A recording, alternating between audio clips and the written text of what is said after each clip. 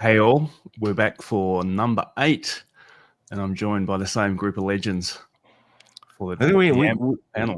We need an AMP panel like intro video opener, you know. Yeah, we need some kind of like a jingle. Pretty brutal, isn't it? Someone record something and do something. At least should have had that a while ago. Yeah. You've been telling me that for ages, Dave. I know, but I mean, yeah, it just seems like vacant. I'm so used to doing Tone Talk with one, you know. Well, hey, there you go. Look, for anyone who is watching this live or watching back or listening to it on a podcast, if you want to submit, you know, an intro video or something like that for us to use, we'd be happily to receive it. Yeah, well, that'd be great. We're looking for something smooth and R&B. Yeah, exactly. Because it's early in the morning, nothing too heavy. Yeah, make it extra heavy for Jason. Yeah. The winning entry gets a free T-shirt or something like that. There you go. All right. Hey, what's everyone been up to? I haven't spoken to you guys. Well, I've spoken to Shay, but I haven't spoken to Dan all day for 4 weeks. So, Dan, I know you've been on holiday, man. So what's what greeted you when you came home? Oh, a shit ton of amps. Shipping boxes everywhere. Yeah, a lot of new deliveries of donor amps and recipients that are soon to be drilled with a million holes and entirely too much gain for anyone's needs. So yeah. I support. So yeah, I had like a month and a half or so off, and you know, yeah, amazing. I had a great summer out in Slovenia and in Austria and Croatia, and yeah, now I'm back and I'm already hard at work, getting busy again. So yeah, tons to do now from this point onwards till whenever. So can't complain. Forever. Well, I think yeah, it's cool, man. I think you did the last show while you're on holiday, didn't you? Yeah. The last show I was at my girlfriend's place when we were doing it. Yeah, because it was an hour later. By the time we finished up, I think it was 2 a.m. or 2:30 a.m. Yeah, it was. Right. That's it. So yeah, solid effort that.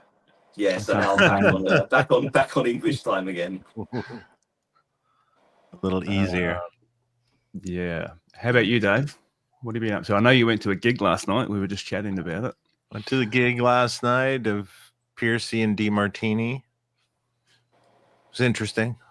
I don't know if I want to go into that on air, but yeah. Give us a little highlight. Yeah. Well, the sound was just fucked. Yeah. We'll just give it up to that. And believe it or not, and this is me saying this, the guitar was too loud. Yeah. How about that? One guitar player, Warren, was too loud. But I don't know what was going on. But said no one ever, right? Like, I mean, said no one ever, exactly. So normally I'm complaining the guitars are too low. But this time the guitars are, well, Carlos's was too low, but or just Warren's was too loud. I'm not sure. Depends on how you looked at it. That's interesting, right? Because normally in these modern PAs, it's all about a kick drum and bass. No, this was like razor sharp, loud. Yeah. Yeah, no, it wasn't. The drums were kind of drowned out too, so it was interesting. It was like almost like there was limiters on stuff, and it just wasn't. It was poopy, sort of. Bummer. Brutal. Yeah, kind of a bummer, but hey, shit happens, you know. Yeah. Hey, you went to a gig. That's all good. Yeah, went to the gig, and then next Sunday I go to see the Goo Goo Dolls with Sammy Bowler playing. Who's been doing a wonderful job of filling in for the guitar player. So that's awesome. Yeah. I would venture to say he might do the job better. I don't know anything about the existing guitar player in the Goo Goo Dolls. He's been there 20 years. It's not, he's a good player. I mean, but I don't know. Maybe Sammy brings a different feel. Yeah. To the whole thing. And it's kind of a more glued together to me feel. Cool. But you know. I don't know. Other than that, next month I'm traveling everywhere, and then some. I'm basically here only 2 weeks of the month. So you're heading up to Crossville, Indiana, which I have no idea where Crossville, Indiana is. Somewhere 45 minutes outside of Knoxville, I think. Noblesville? Knoxville. I think you mean Crossfield, Tennessee. You said, Dave. What did I say? Crossville, Indiana. Oh, sorry.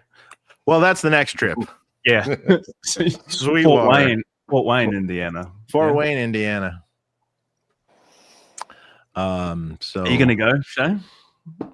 Yeah, I need to talk to David about that and see where he's link up with you and see where you're staying. See if I can still get a damn hotel. You know, well, you can get a hotel. I don't know if you can get that hotel, but I'm staying at the Courtyard Marriott downtown. Okay. Yeah. Which we've determined is one of 2 hotels to stay at and that are really nice.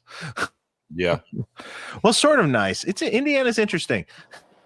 It's like the nice hotel is still, even though it's nice, it's still slightly run down. This depends. Just like not quite updated. Like the room is ever so slightly, older. Yeah. Fort Wayne's not a bad spot. No. They've got, there's nice areas, and then there's some, just like any other major city, I guess. Yeah, anywhere downtown there. I mean, you probably get a room. Like there's a Hampton Inn right next door that went in that's new. That might be an option. I don't know what's available. I mean, you try the Courtyard. I'm not sure if they have any or not. Yeah, I'll let you know for sure though, because I'd like to come up there. I think it'd be fun. Yeah, you should for sure. So what have you been up to, Shay? What's the day look like for Gear Fest, Dave? I've never been to one, so what's the day look like? So essentially, it's technically this is Guitar Fest, but it's sort of Gear Fest. Okay. They call it Guitar Fest, and it's Saturday essentially all day, and it's like a mini NAMM show almost kind of thing. There's one big room that has a bunch of manufacturers. Then there's some smaller other rooms that have pedal manufacturers. And then, I mean, there's some clinics, there's different things going on. I mean, it's not massive, but it's fun. Yeah. Sounds cool. And then, then we go drinking after. Yeah. Sounds good. Easy. Oh, really? Easy. I don't believe it. Then we find dinner and drinks. Yeah, sounds good. That's the way everyone does it. Man, the last month since basically when we did that last stream about a month ago, man, I've been on break the whole entire month, and it's been awesome. Now, when I say break, I've still been working. I've done a couple mods and stuff, but every day doesn't feel like Groundhog Day doing production amps right now. So it's felt like a break, It's been cool, man. It's been nice and switching things up. Spent the last couple days at Dave and Buster's with my daughter and her brother, and oh my gosh, you need like almost I don't know if you've ever been to one of those. Dave and Buster's. It's like a Chuck E. Cheese, like a arcade restaurant. More for adults. Yeah, they got a bar. I didn't drink. It was, had to be responsible. But it's like a damn casino for children, man. Like you walk in there and it's just like, bow, just bright lights, and it's just crazy. And yeah, so it was like today, I was just like, I've been chilling, man. That's about it. Yeah. Awesome. Man, yeah. I was like, I was just going to say something, but I can't. I'm sure. Never mind. The tequila's kicking in already. No, not yet. I've had like 2 sips. You'll need to have 3 for your thought to come back. Yeah. I just want to give a shout out to Watch This Humble Guy who just dropped a super chat. Hey man, we will get to your. I know you got a question here on a super chat as well, and we will definitely get to that. It'll be the first question we get to after we've broken down our intro topic Do you guys know what our intro topic is? We had a few. What did you make it? Surprise! Okay, so it's not going to be a surprise. it might jog your memory though. So guys, we're going to do the same as last time, right? We had one topic to kind of break down. I think we ended up talking about it for about 30 minutes on the last stream, and we got lots of really good feedback on that actually. So we're going to do it again. So the topic today, we're back at the JCM 800 2203 style architecture, our favorite, or one of the favorites, and we want to talk about the second gain stage, the 10K cathode, the cold clipper.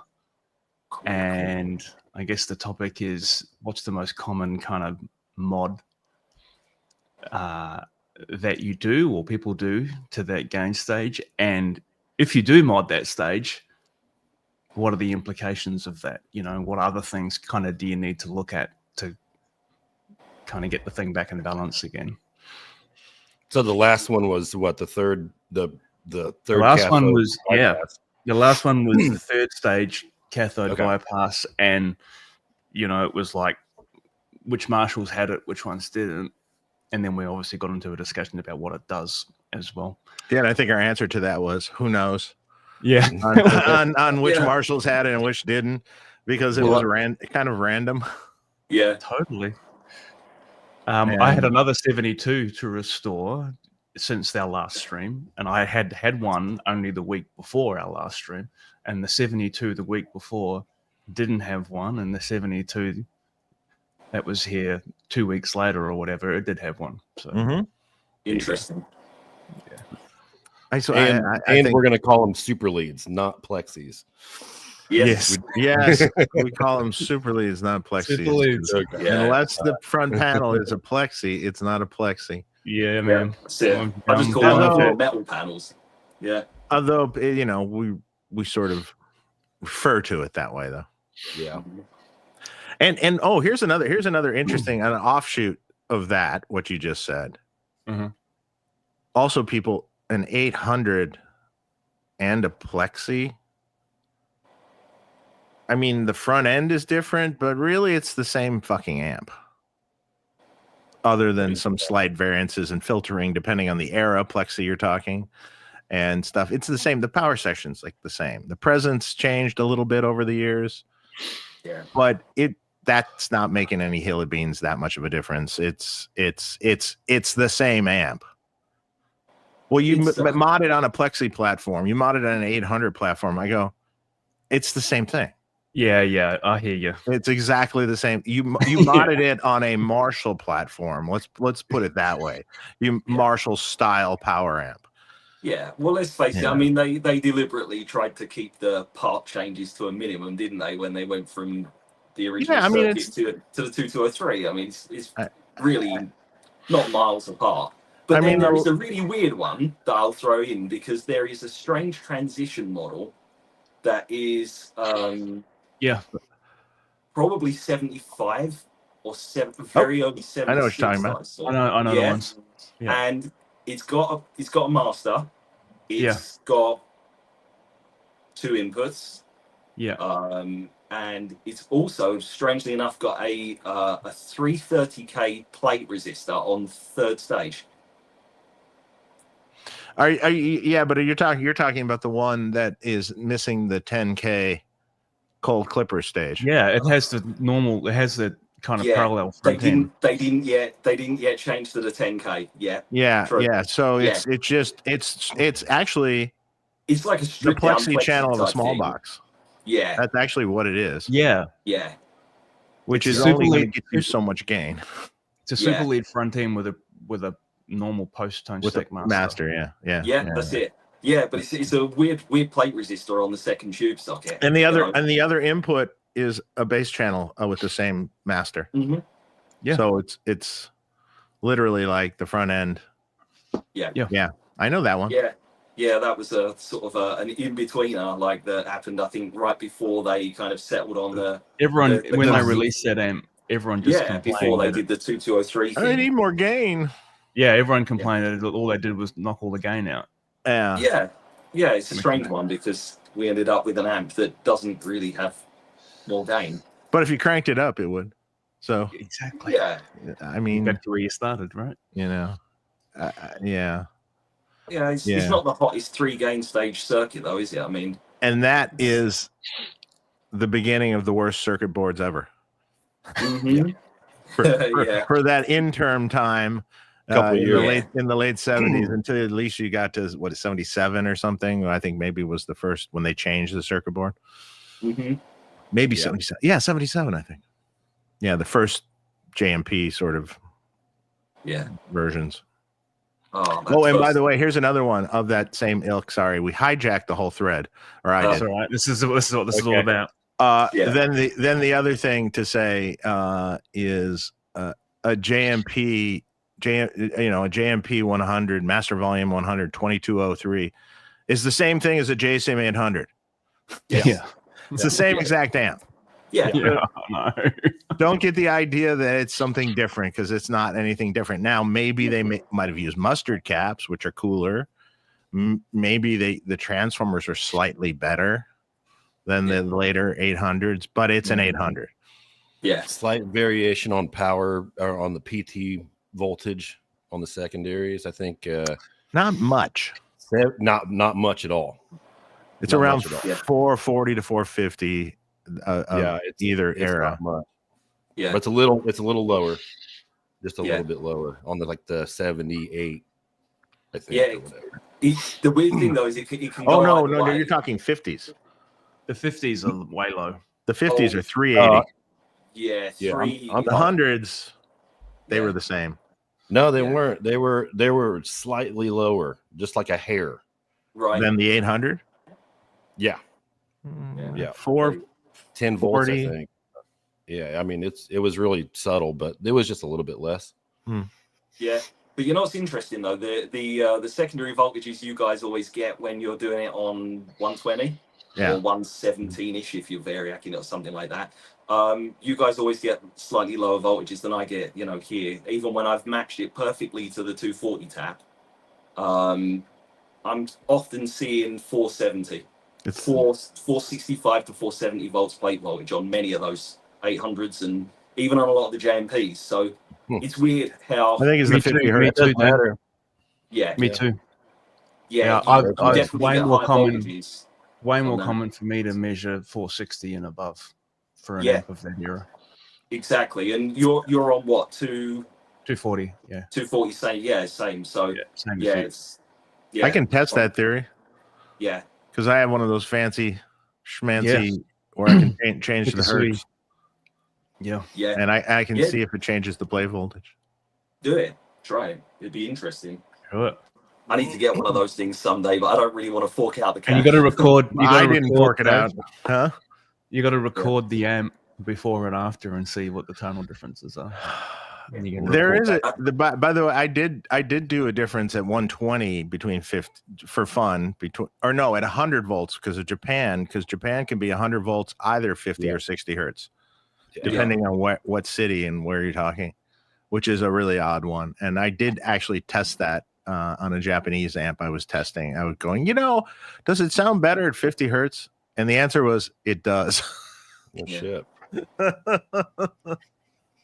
When people say Marshalls sound better in England, it's because they do. Yeah, no complaints here. It's all in the atmosphere. Yeah, that's it. Yeah, we're actually more often than not, I'm measuring 230 here these days. Getting closer and closer to 230. What, not like 248? People say this to me, like people who live out of the city, and kind of rural areas and stuff. Yeah, but in the city, nah.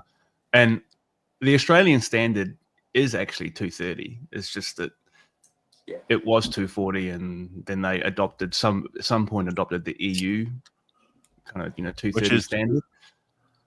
Why I ship everything out of the US at 240 because because they haven't the infrastructure was still at 240, so it's I think over time it's slowly, but I'd rather have the amp 10 volts lower than 5 volts higher. Even it's going to be nicer on the amp.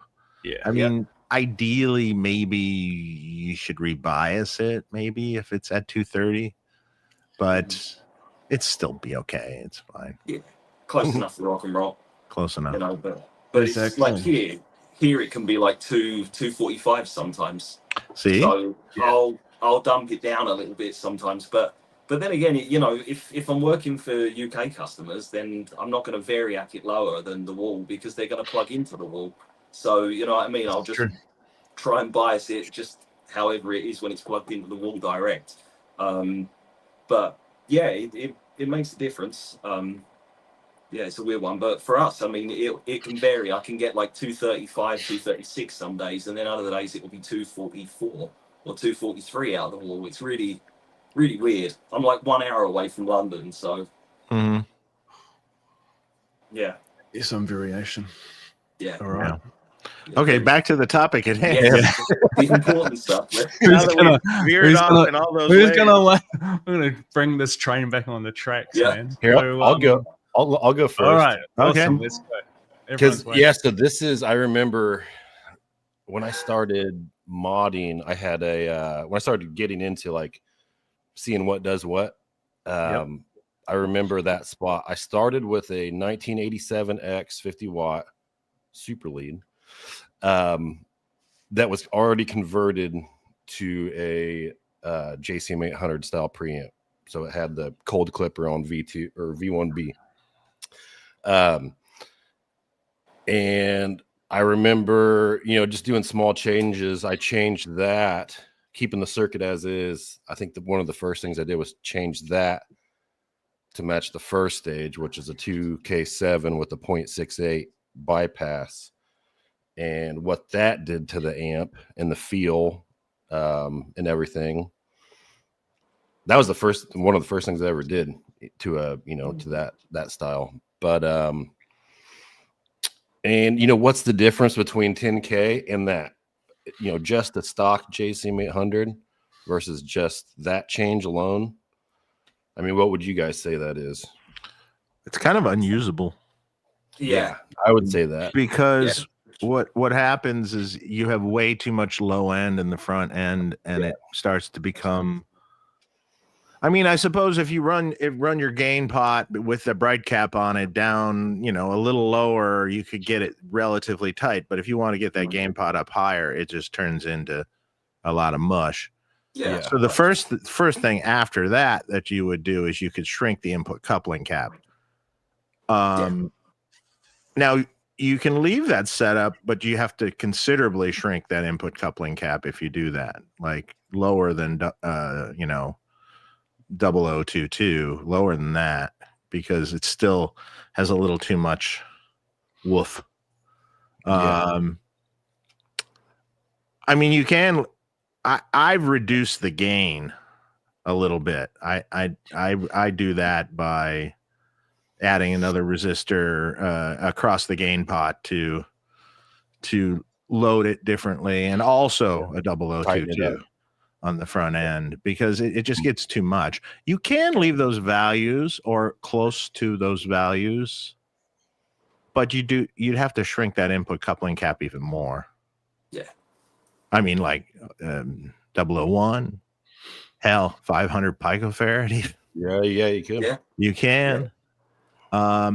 Another thing you could do also, you could also on the cathode, right? You could change that cap not to be a 0.68. You could change it to, say, a 0.1 or something, and that kind of contours the low end a bit also. I think the 1 meg pot is sort of a problem. I think a 500K pot, if you want to talk about changing pots. If you're leaving that basic setup, might be a little bit better. Personally, I like that 220 though, which really is 180 when you parallel it across the 1 meg pot. But again, it's a teeter-totter. You just have to shelve out more low frequencies in the front end. You can balance it. Well, I suppose if you think about it, like the whole point really of that stage is it's relatively cold biased stage, isn't it? I mean, it's there to, you know, control the hot signal going from that stage to the next signal after it, which is, you know, reasonably just warm. adds a bit, doesn't it? Yeah. It's just adding a Yeah, bit. and it's just really it's adding a little bit of that harmonic distortion there. I mean, you get a little bit more.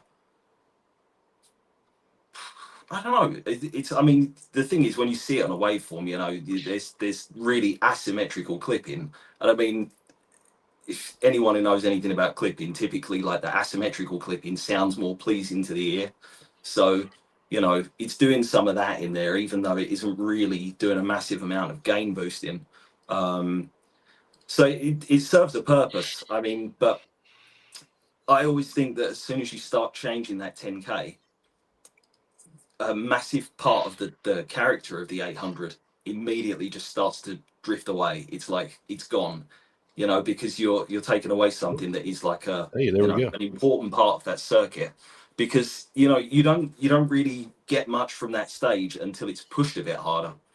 That's when you start seeing that clipping happening on one half of the waveform, Yeah. when it's pushed harder, and then obviously the stage after it, you know, you don't have to go loading the stage down like crazy. I mean, you've got the 470K uh, divider there, you know, that's jumped with the 470 picofarad cap, which is letting a lot of signal through after that stage. So it's yeah, it's got a sound of its own. I think as soon as you start drastically getting away from that 10K though, a big part of that JCM 800 sound that perhaps a lot of people like, or the feel, I think is the big thing that changes.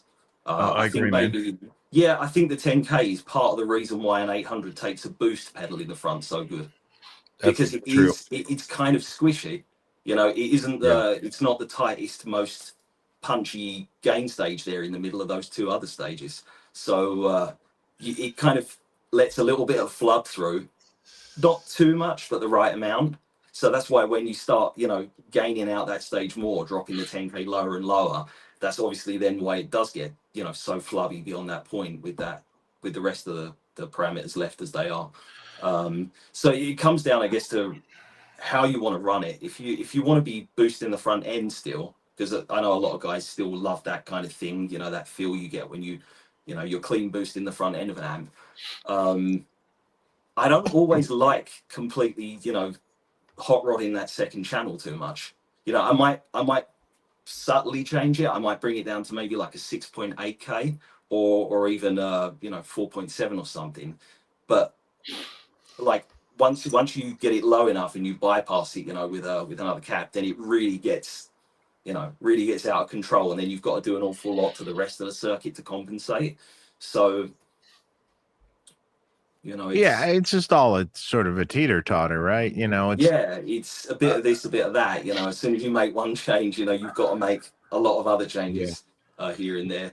I mean, know? for me, an 800 is always flawed Mhm. because I think it's kind of mucky and loose sounding to me. You have to basically, the only spot you can set the gain is between, say, 6 to 7.5. Yeah, it's got that one sound. That's it. That's your. I'm sorry. That's the only place you can set the gain. You can't go lower because then it gets like anemic and weird. Agree. You can't go higher because then it gets really flubby. Yeah. Unless you're going to boost it. But yeah. You know. True. So I mean, you're right there. You have essentially like a you know, a high pass filter that's going on. Yeah. With that cap and the pot, you can accomplish more if you lean out the first cap. Yeah. With being able to have some more play in the gain. I have this thing about, I want my gain to be usable all the way to 10. Yeah. I don't like a part of the pot. Oh, don't turn it that way. Mm-hmm. Yeah. That bothers me. What do you mean don't turn it that way? I want to turn it that way. You know? Another thing about this, you know, looking at the schematic, you know, there's no input grid resistor going into that. So the first stage has what, the 68K? Yeah. Yeah. And then there's nothing on the second one. And that's a huge part of that sound too, with that 10K. Yeah. Absolutely. Yeah. And the thing is also, as soon as you get that 10K lower, the fact that you don't have a grid stopper on the second stage means the grid starts just completely going into cut off as soon as you hit a heavy power chord.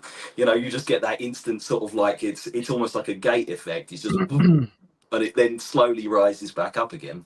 So if you don't take care of things like that in that circuit, then if you go hot rod in the second stage and you leave everything else the same, more or less, then you immediately run into a really bloated guitar tone. Well, because really you like end up fuzz. taking it. You end up as soon as you change that 10K on the second stage, and anyone who's watching this rather than listening to it, you can see that second triode and the 10K cathode resistor down to ground. As soon as you change that, I think as you said, Dan, it's no longer a 2203 or a 2204. It's now becoming something different. Yeah. And for that to then sound good, you've got to change other things. Like quite a bit of other things. Yeah. 100%. It's the same with any amp that uses a cold clipper. The SLO, the rectifier. The rectifier, is obviously doing the exact same thing. And if you bring that down without making changes elsewhere in the circuit, you end up with even more flub than a recto already has, which is pretty horrific. So as soon as you start messing with that, I think you have to then rethink what you're trying to achieve with that circuit. Now, if I'm going to take this circuit and just make it how I'd want to see this basic architecture, is I change the first coupling cap to a 0022, and then I'd probably put a 0.68 across the 820 ohm of the first half of the cathode follower. It kind of fixes a little of the flub and gives it a little more cut to it. I mean, those are the two things with leaving the basic architecture stock that I like to do. And then, to be honest, I might play with where you take the feedback from a little bit too. Certain amps of this era, I've actually sat there and just moved the tap, over one, like to 8 ohm, and then listen at 4 ohm, listen to it at 16 ohm, just listen to it in all the different spots. And often I actually find the 8 ohm tap on this kind of amp often works better. Yeah, I agree. Agree. And of those 3 little mods, I mean, that's pretty cool. I mean, it fixes some of the issues. And the fun thing about this circuit is, which a lot of people don't, if you look at this circuit, that with those changes is sort of like kind of like a plexi with a cold clipper stage in there. And if you turn the master, if you crank the master, and then you're keeping your your gain down around 6, all of a sudden it starts to roar. If you have a power attenuator or something, it's really cool. And that's how Warren DeMartini's amp was for all those years. So it's basically an 800 front end on a plexi that he would turn the master on 10. Yeah. And then the gain, the gain now would be back around 6, to kind of keep the muck cleaned up, Yeah. It's a cool sound. I mean, I think the 800 is just, it's, if you're going to start doing this and start, messing around with amps and doing the changes, this is like probably the best, right? Yeah. I mean, one to work with. Yeah, definitely. Some people start with the Soldano stuff. I think that the 800 is absolutely the best place to get, get your hands dirty. Yeah. I also think that because of the simplicity of the circuit, that any change you make, the evidence will be there for you straight away. Whereas if you're already working with a 4 gain stage amp or whatever, then maybe you'll make a change and you'll go, oh, did that actually do much? Whereas this circuit, it's just you'll see the results straight away, and then you'll start to connect the change with the sound, Yeah, it's a very exposing circuit to changes, right. Yeah, I mean, it's. I'm sure everyone can remember the first time they stuck a bypass cap over the 10K. All hell broke loose. Yeah. I mean, if you just attack it the same way you would say like a 2.7K cathode stage, and slap a cap on it, it doesn't really work the same way. I mean, with the 10K, I mean that stage already you know, it naturally wants to clip, you know, one side of it anyway more than the other, and it doesn't really. It just, as soon as you stick a bypass cap there, the extra signal swing just kind of generates chaos. Turns the amp into a fuzz pedal. Yeah, it can do. Yeah, it can really do a kind of a strange kind of asymmetrical kind of fuzz thing that just goes kind of weird. But then, you know, you can also kind of limit how much that happens. You know, you can also play around. You know, and put a resistor in series with the bypass cap. Yep. You know, and then you could just kind of just blend it in and listen to like where that point just where the chaos starts, and just go a little bit before then. And you know, little things like that can work with this sort of circuit as well. I mean, that's cool. Yeah, and I have seen, like, there are obviously a handful of famous amps and mods that did use a 10K cathode with a 0.1 bypass cap across it. I mean, number 34. Number 34, yeah, and the number 39, as far as I know, used it. You know, on one of the stages or two of the stages, and it's that's got an amazing sound to it. But you know, there's also a lot of you know, there's some treble peakers that are between every stage, you know, which really help to keep things kind of cleaned up in the bottom end, and you know, so it's a little bit different there, but yeah. Speaking of that, and the 470K 470 picofarad that comes in onto the gain pot.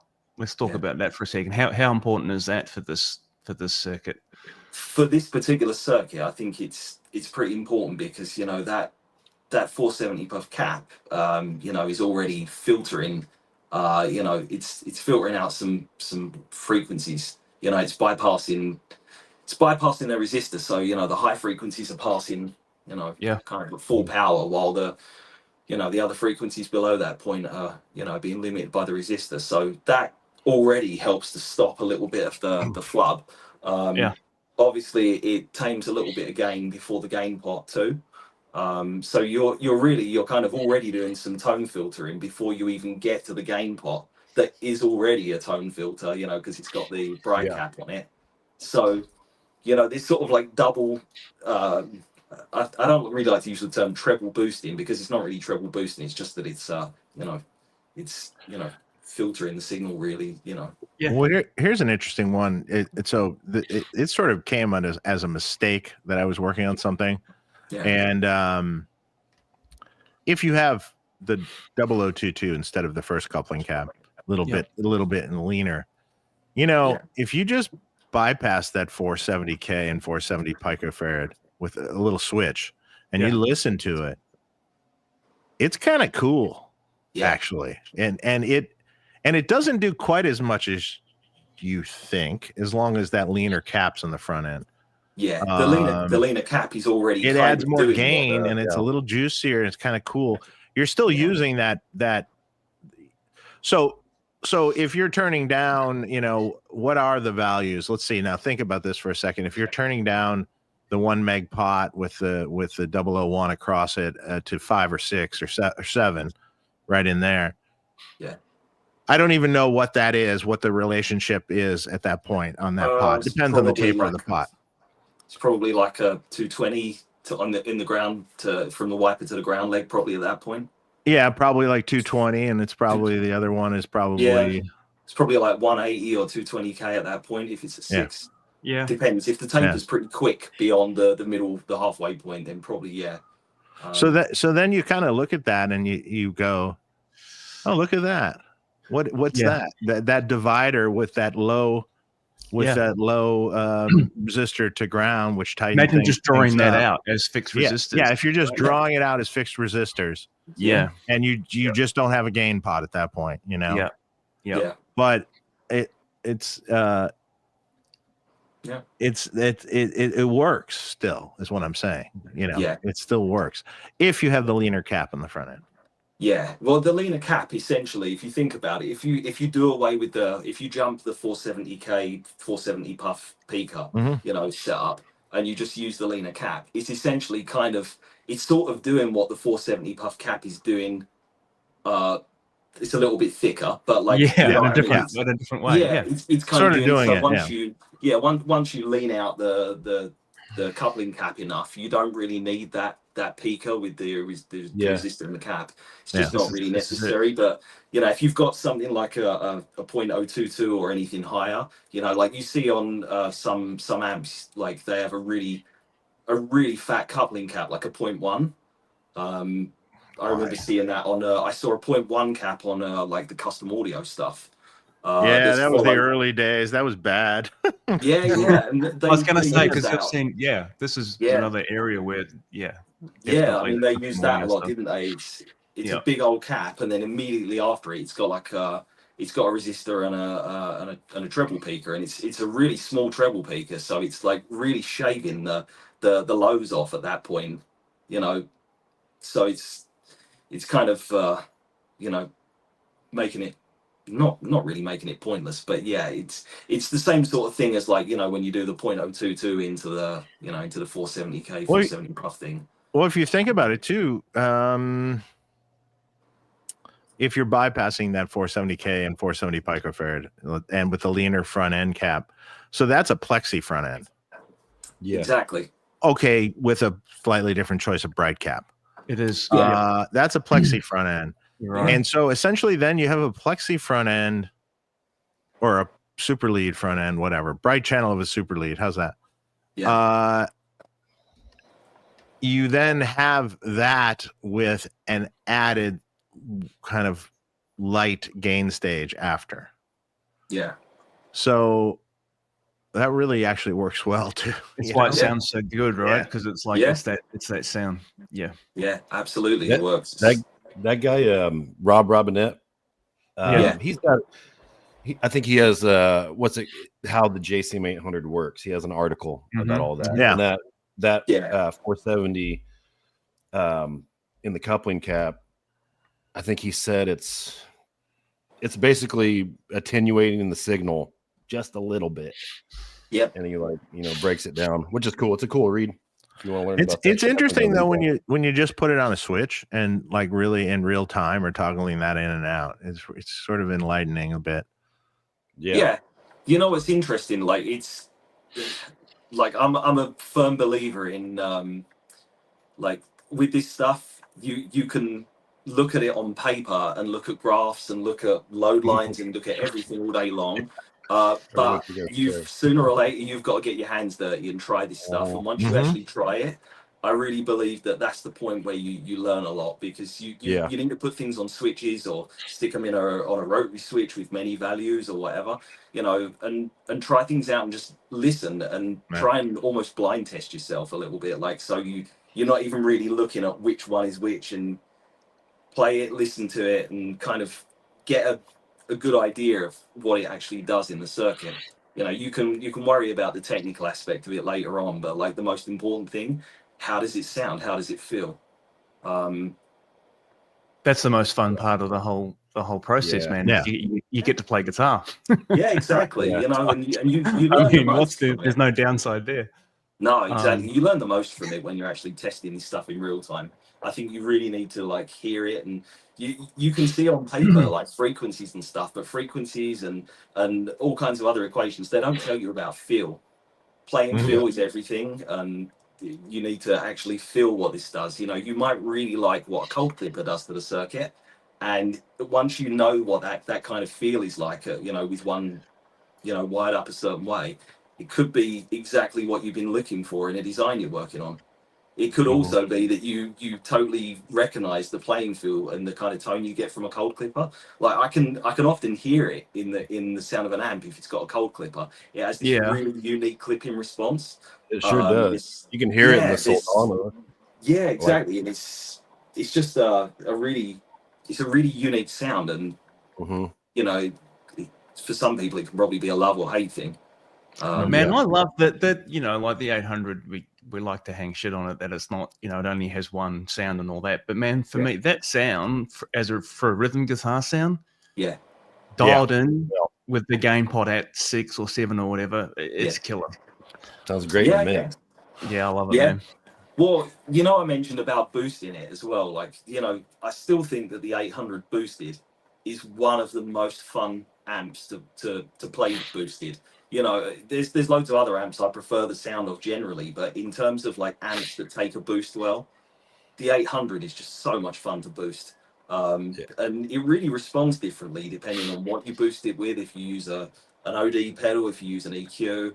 I mean, like one of my favorite guitar tones, I've got like a 76 or 77 JMP 2203, and it's bone stock. And I'll often put a Boss OD1 in front and then a Boss BF2 flanger, and do like the Ronnie Latecro TNT trick where you put the first knob on 10 and all the others on 0, and it kind of simulates a parametric EQ sort of mid-range. Okay. It's got that kind of like Michael Schenker kind of like kind of sound, you know. And yeah, I mean if you do that on an 800 or a JMP, it's just magic. You can't do the same thing on any other amp and get the same response. It doesn't do it that good. So it's just really, really fun amp to boost. Right. Yeah. Which is sort of like it's funny. I always say that Laney was way ahead of their time. Yeah.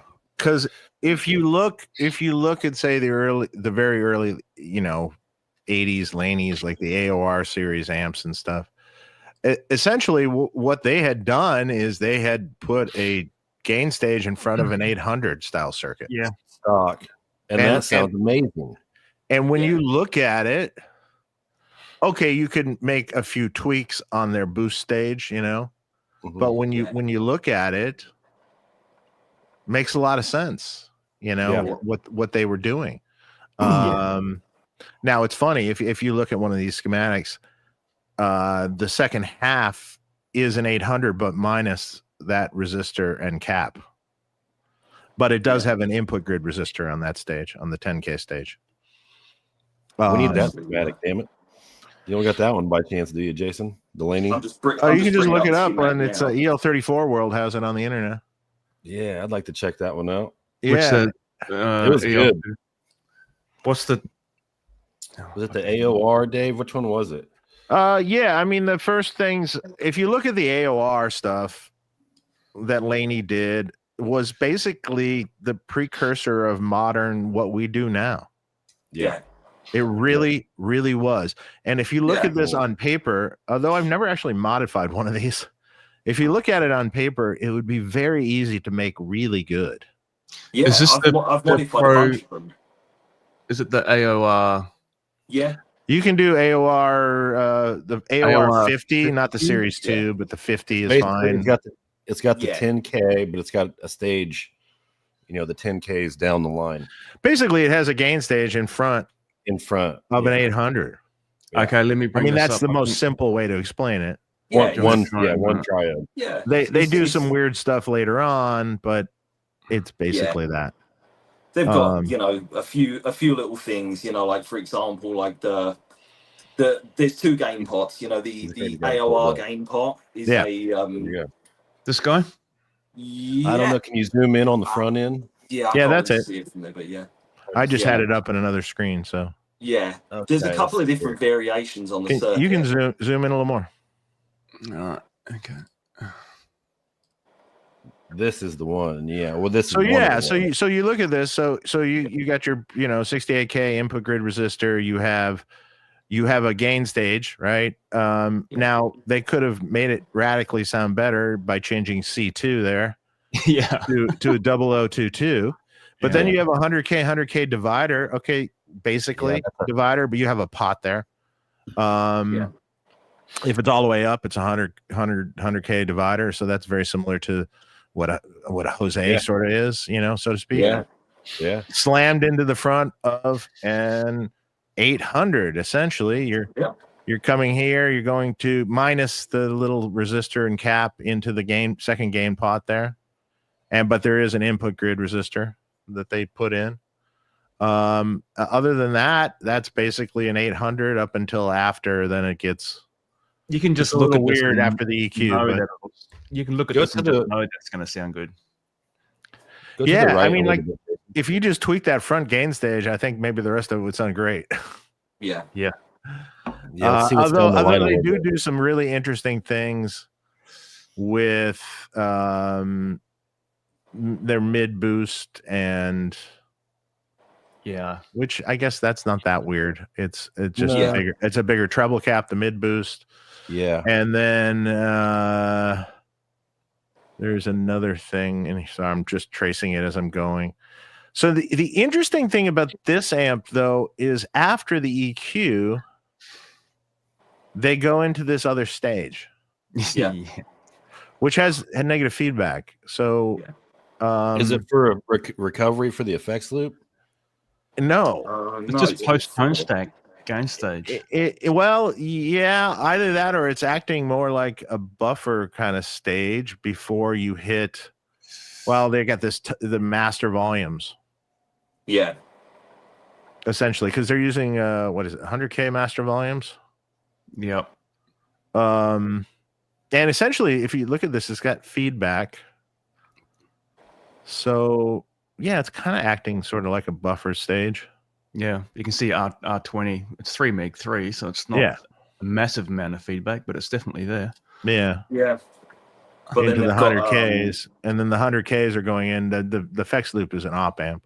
Yeah, they've already got a send driver, you know, for the loop, you know, right after the master, which is kind of I don't know. Maybe they were trying to address some of the losses that you get from a classic master, a classic tone stack. You know, maybe they were trying to address some of the losses. It's probably just a kind of an attempt at regaining a little bit of signal that, you know, the cathode follower and the tone stack loses. Could be. But the interesting thing is this exact circuit. There's a bass boost though. That's a weird thing. I'm not sure the what's bass boost going is on there. enormously loud. When you engage it, it's like the diesel kind of depth thing. It's like earth shaking. Yeah, but look at it on the schematic. I mean, it's. I'm not even sure what is going on there exactly. They have. It's basically passing high frequencies to ground, really massively. There's like a 15N cap, you know, and a or 220N cap. 220N cap. So when you engage that, you know, it acts like a big roll off of the top end, which makes the low end suddenly seem bigger because there's not the top. But it doesn't really sound good. But then you engage the top boost thing that's on the master volume to kind of combat the issue. So it's like a one nanofarad bright cap with a 22K limit in it. Yeah, but it's limited with a 22K resistor. Yeah, it's just limited, so it's not too extreme. But it kind of all that stuff loses me a little bit in what they did. But it's not the best option. I'd rip that stuff out, except for the mid boost. I'd maybe leave that. So I've modified a bunch of those heads. I've done everything from like rip the whole thing out to doing my own thing, or I've worked a little bit with the existing circuit. And the bass boost, the top boost, that kind of strange post tone stack recovery stage, dumped that as well. The op amp loop wasn't in any of the ones that I worked on. It had a loop, but it was a passive insert loop, just literally straight out of the treble control. Straight out of the master volume pot, straight to the send jack and then back again.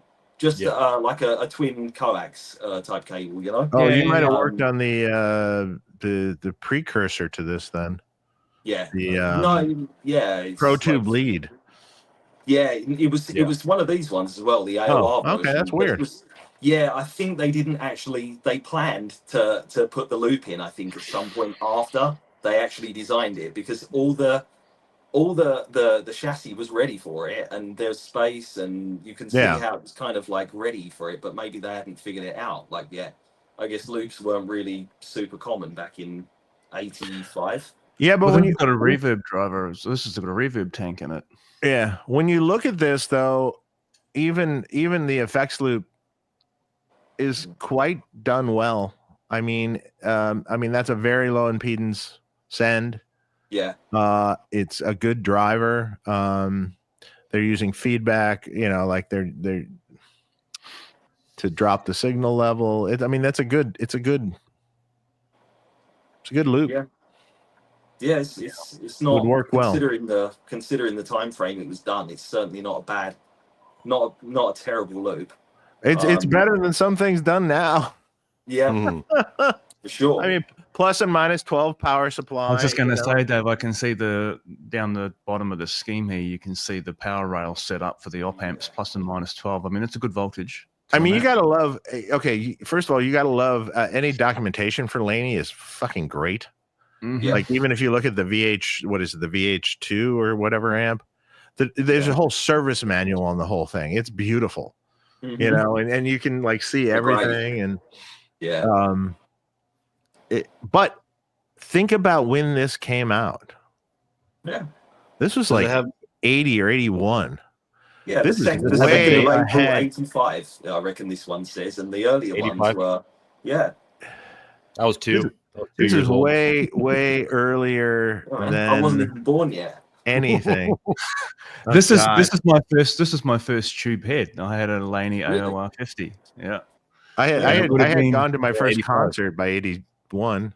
85 has got it on the scheme, and I reckon I got that amp. It was probably 86, 87, somewhere around there. Yeah.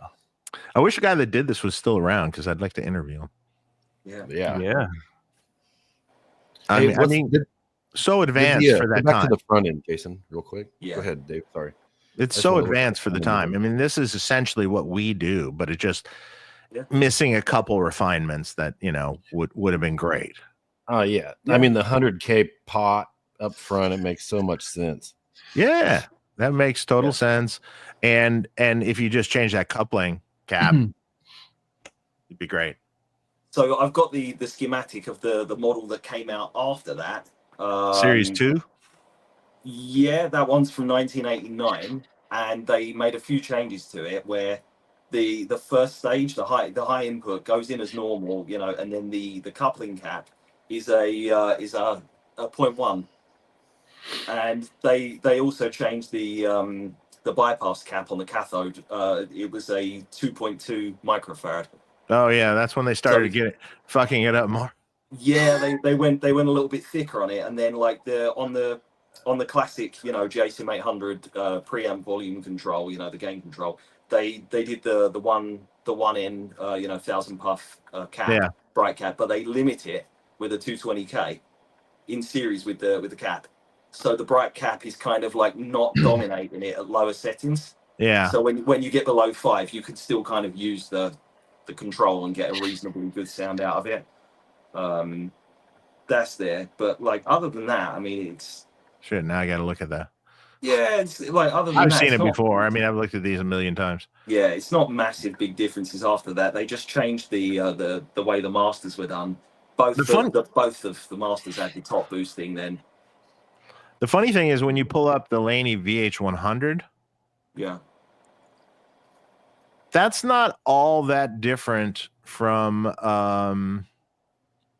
what you had going back in 1980 something. No. Although they did fix the coupling cap on the front end. Yeah. Let's see. I have it here. Yeah. So they did a equivalent of 0022. They got 2 4N7s in series. Yeah. But then they have. Wait, where's the cup? It's very, very, very similar to exactly what they had. Yes, it's not miles apart from that AOR thing, is it? Not at all. But they tightened it up a little bit, and that's a pretty good sounding amp, actually. Is this Dave? Is this the one where they've got the first couplers? They got 2 4N7s in series. Yeah. Okay. They also added. They also put an extra grid stopper after the high gain pot. Yeah. You want to have a quick look at this one? I'll bring it up. Yeah, it just tightens things up a little bit, doesn't it? You know, we're gonna get to the chat. Yeah. lot of hey, shout out to the chat, by the way. A lot of cool people hanging out right now. So thanks for watching us nerd out over this. Yeah, we got some good questions. We're just busy geeking out over important stuff right now. Yeah, but if you see this, you see the logical progression, and then they took out all that stupid stuff in the EQ. Yeah. This is what is this? The VH what? VH100. Well, Okay. also So it with has this this is one, this is a genuine kind of 2-channel affair, isn't it? Because on the prior page we've got like a Fender. Fender style clean channel with a plate fed tone stack after one stage, and then go to the next page of this is a service manual, isn't it? We've got basically that same amp but just kind of tightened up a bit. So there's the first stage. Two of these this is a 3-channel. series. Yeah. But the service manual is fantastic. Yes, it's an amazing service manual given the era. So you can see on V2A, we've got the cold clipper there. It's just straight into the. And if we go to the EQ, this is real similar. Look at that EQ. Tone stack's cleaned up massively, and just a normal master volume off the treble wiper. I mean, this is what they needed to do to the early amp, which obviously is what they wound up doing. And this amp actually sounds pretty good, even stock. Yeah. I mean, maybe it could use a couple little tweaks, but I mean, not much. Yeah. Don't you love how this service manual, the schematics, got all the voltages at all the nodes listed? Yeah. Oh yeah, no, I mean great. This service manual is beautiful. That should be. Yeah, everything you could possibly want. Yeah. But yeah, it's subtly different. They did away with like the bass boost thing because they changed the feedback. They put a switchable feedback. So in the power section, so it's got like 200Ks that are in series. Parallel. Parallel. Two in parallel at the same. They're in parallel when the resonance is kicked in. Mm-hmm. That's what they call resonance. It's a drop down, to half the value of. Down here, I've got the bottom left of the picture. We can see it. Yeah, and I mean, that's cool. That's cool. Yeah. Standard. And this, all the op amp stagers are plus and minus 15, so super high headroom. It's very well done. Yeah, and they didn't do excessively high filtering on the. I saw that. The phase inverter is only like a 15 microfarad filtering. I was looking at that. Yeah, that's there, and then. But I don't think I paid attention to Oh no, but wait, what is the but right next to that 15 of this, the screens filtering is interesting. So you have this 15 here, but then there's a can. Yeah, 50s parallel. Yeah. Which is kind of from the phase inverter 15, like you were saying. You have both is beyond. Yeah, I wonder if that's actually an error. The C29's probably. There's probably no need for it. I mean, I think you're right. No, there's no need for that. No, but I mean, through the rest of it, I mean, the preamp section has got a kind of higher HC voltage. You've got like 320, on the preamp there. I'm just looking that on that X node. That 15 microfarad is the only. 350 in the phase inverter at the split. It's 15 all the way down the line now. Yeah, and there's 15s just every. All the way down. 1, 2, and then the first three gain stages share that. No, the first one has its own decoupling, and then the next two have their own decoupling. That's cool. Yeah, that's great. No, it's about normal. Their own, it's all good. Yeah, so I mean, like this, like I was saying, it's just like they.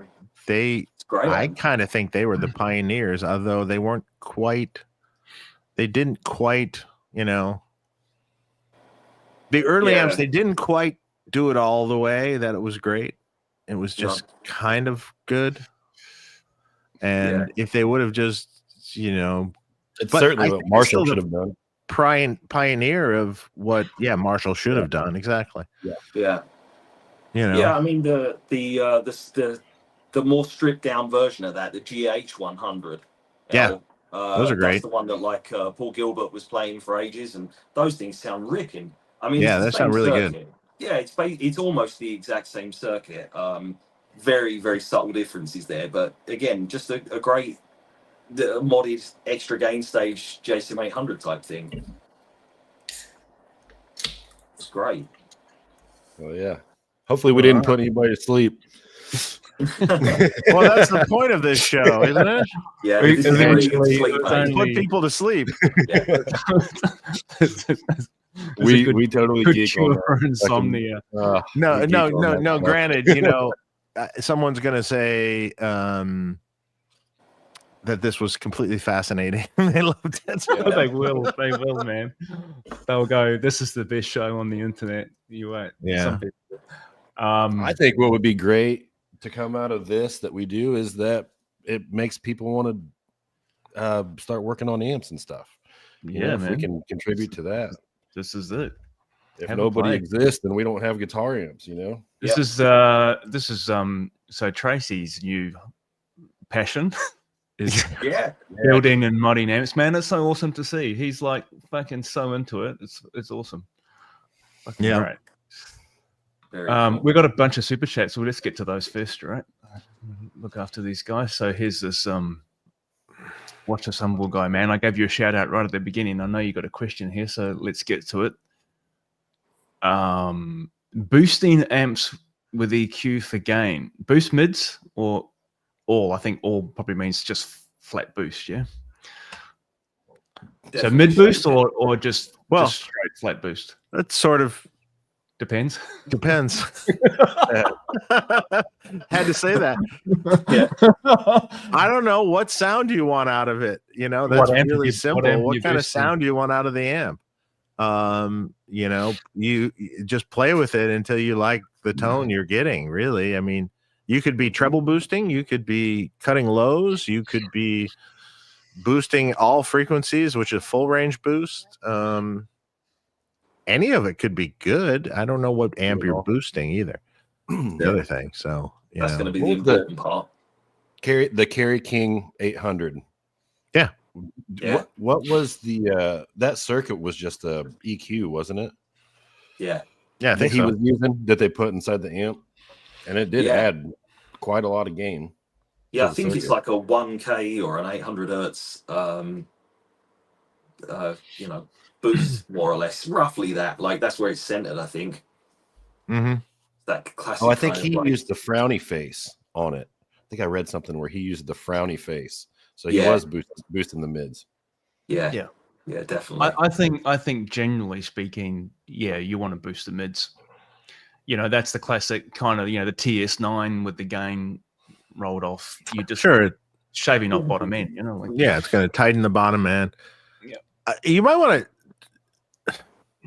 to try actually, like if you have an EQ, you might want to try cutting some frequencies first, and then Mhm. using the volume fader if you have one on the EQ to boost it, because you'll have less noise Yeah. from the booster. You know, if you go start boosting every frequency, you're going to add a lot of extra noise where you might not have to. So, That's true. Yeah. or keep it subtle. You don't need to go completely crazy. You can boost a little bit and cut some of the other frequencies, you know. Yeah. And the other thing is we're just assuming that this is a graphic. So Yeah. like if you also tackle this with a parametric, this is really fun, because like I always find that if I want to boost let's say like an 800 or something, you want to boost it with an EQ, I always preferred the feel and the tone when I would do it with with a parametric, like a Friedman PQ3 or a TC1140 or something Mhm. like that. The TC is way Yep. lower noise than the Friedman, but you know, center the frequency somewhere around like anywhere from like 800 hertz to 1.5K. Set the bandwidth like around halfway, maybe lower, so you get that kind of like more narrowed like boost Peak. happening. So you get a little bit more of that kind of wah-wah mid, and then just turn the level control up on it, and it just, man, it's so much fun. It just sings. It's just every note just jumps out perfectly. There's the, you know, harmonics galore, because you're totally centered into that magic little area. You know, like when you find on a wah pedal, there is that one spot where every harmonic on the neck just wants to jump off, like without even touching it. You know, it's just like the magic spot. You can literally just sit there and find that point using the parametric until you get it, and then just leave it. Just turn the gain up on it more, and it's just Yeah, it's cool. Amazing, super fun. It's probably like one of the other big tricks, like so many '80s players did. You know, tons of all the guys we all know from like the '80s kind of LA scene were doing that with the Furman. Yeah, for sure. Yeah, is that so, Dan? Is that the thing that a lot of the guys are running one of those with their 80A MP1s, the Furman? Yeah, I think Yeah, I that mean, everything. Yeah, I mean, with 800s really, and yeah, with anything really. I mean, it's, I mean, I've seen it in everyone from, you know, I've seen it in, you know, it was obviously in Dimebag's rig famously. He's like the most famous PQ3 or PQ4 user, but Yeah. like Warren DeMartini and Robin Crosby had him in their racks. You know, I think Lynch had one in his rack at one point. I mean, it's just Doug Aldridge is another. I've got one here. One. So a friend of mine, Warwick, who Dave, you've actually met Warwick on the live stream, right? He lent me his one. It's sitting in the other room there. I haven't even plugged it in yet. But he's like, man, you've got to try it with your MP1. I was like, yeah. Try it with anything. I mean, honestly, try it with any modded Marshall head or stock Marshall head. It's great. For years, I used to boost a Buki Mark III with one. You know, talk about high gain.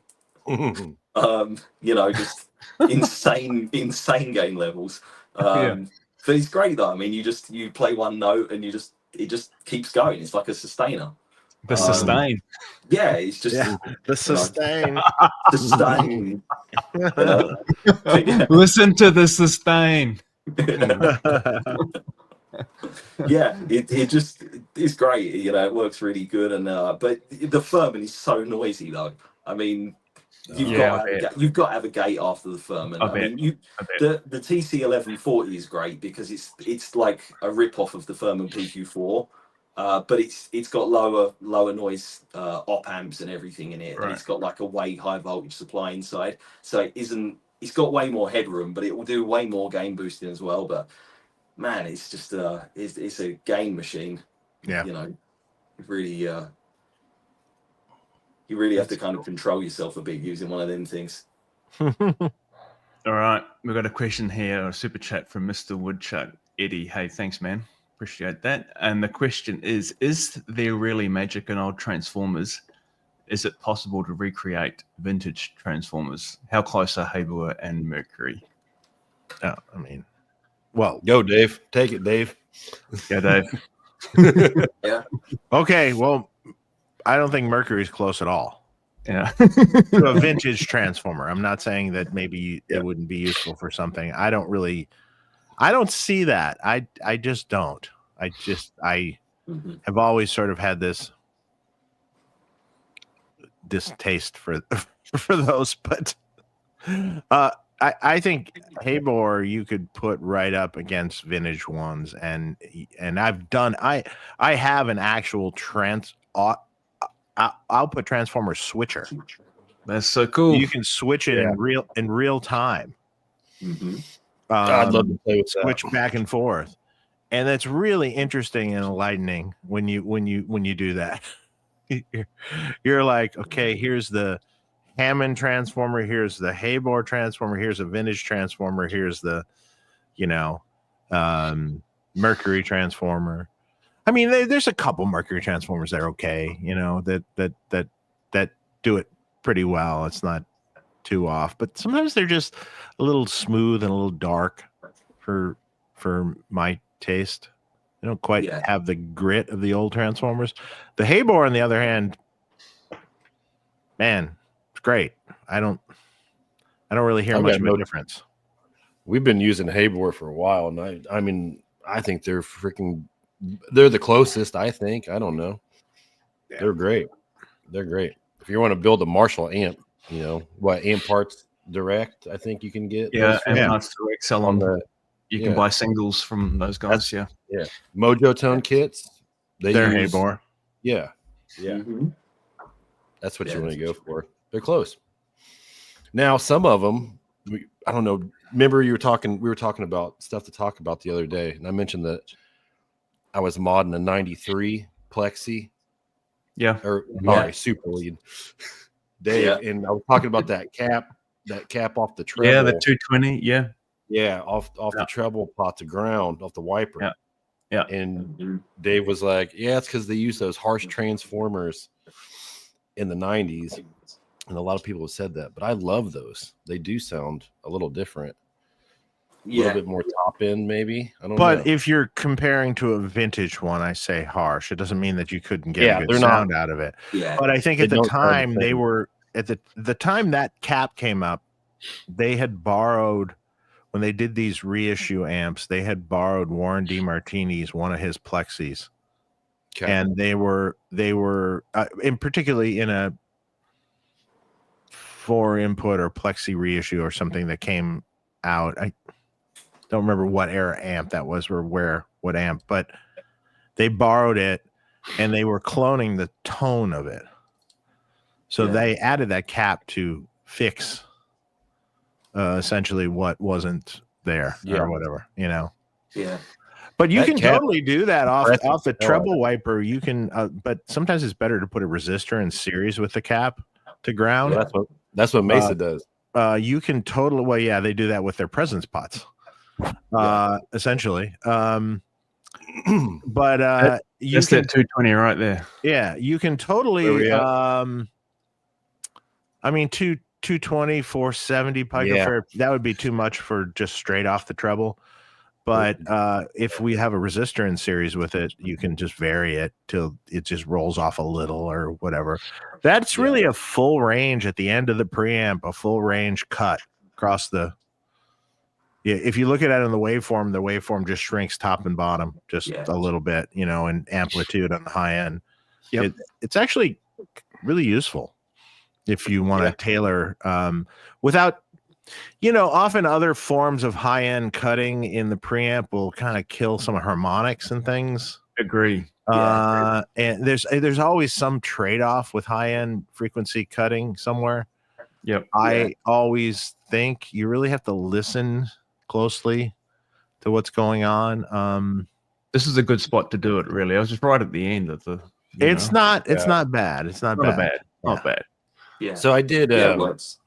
I modded this 93 Super Lead, and you know, I've never left that cap in. I'm just take it out. So I did the actual mod and I left it in because I wanted to hear what that, you know, kind of more distinctly what that cap was doing, and it really just compressed the hell out of the circuit. But are you adding a master volume there though? Or yes, will that go? Yeah, it was a pre-tone stack master. Oh, it was a pre-tone stack master. Okay, so then the EQ is still behaving the same way it was. Yeah. Okay. Yeah.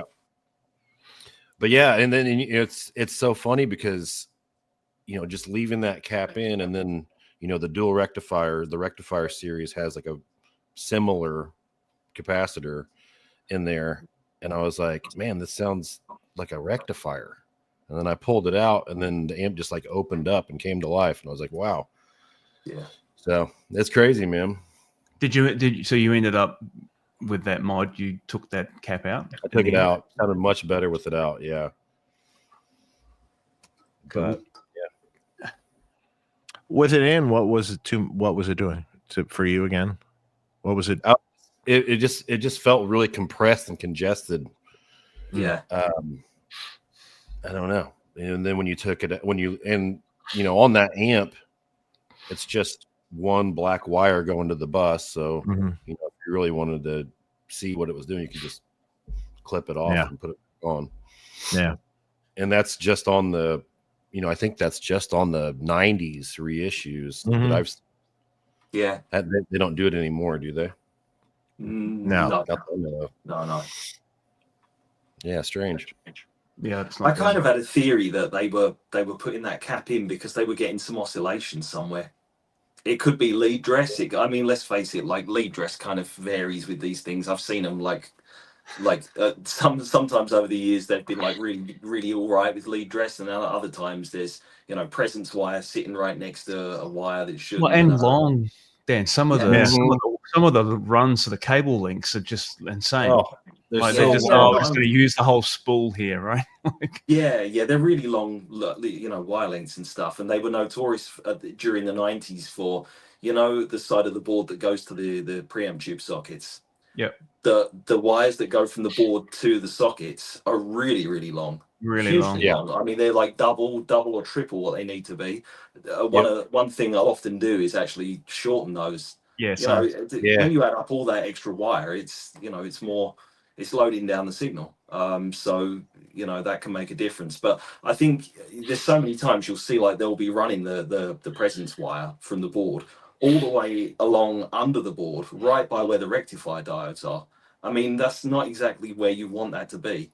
That's a really noisy, that whole area is just radiating noise from switching, from the rectifier. Yeah. So, I think that they were probably a little bit careless with the lead dress, and maybe that cap was kind of a Band-Aid type attempt to kind of hush some of the noise or hush some of the.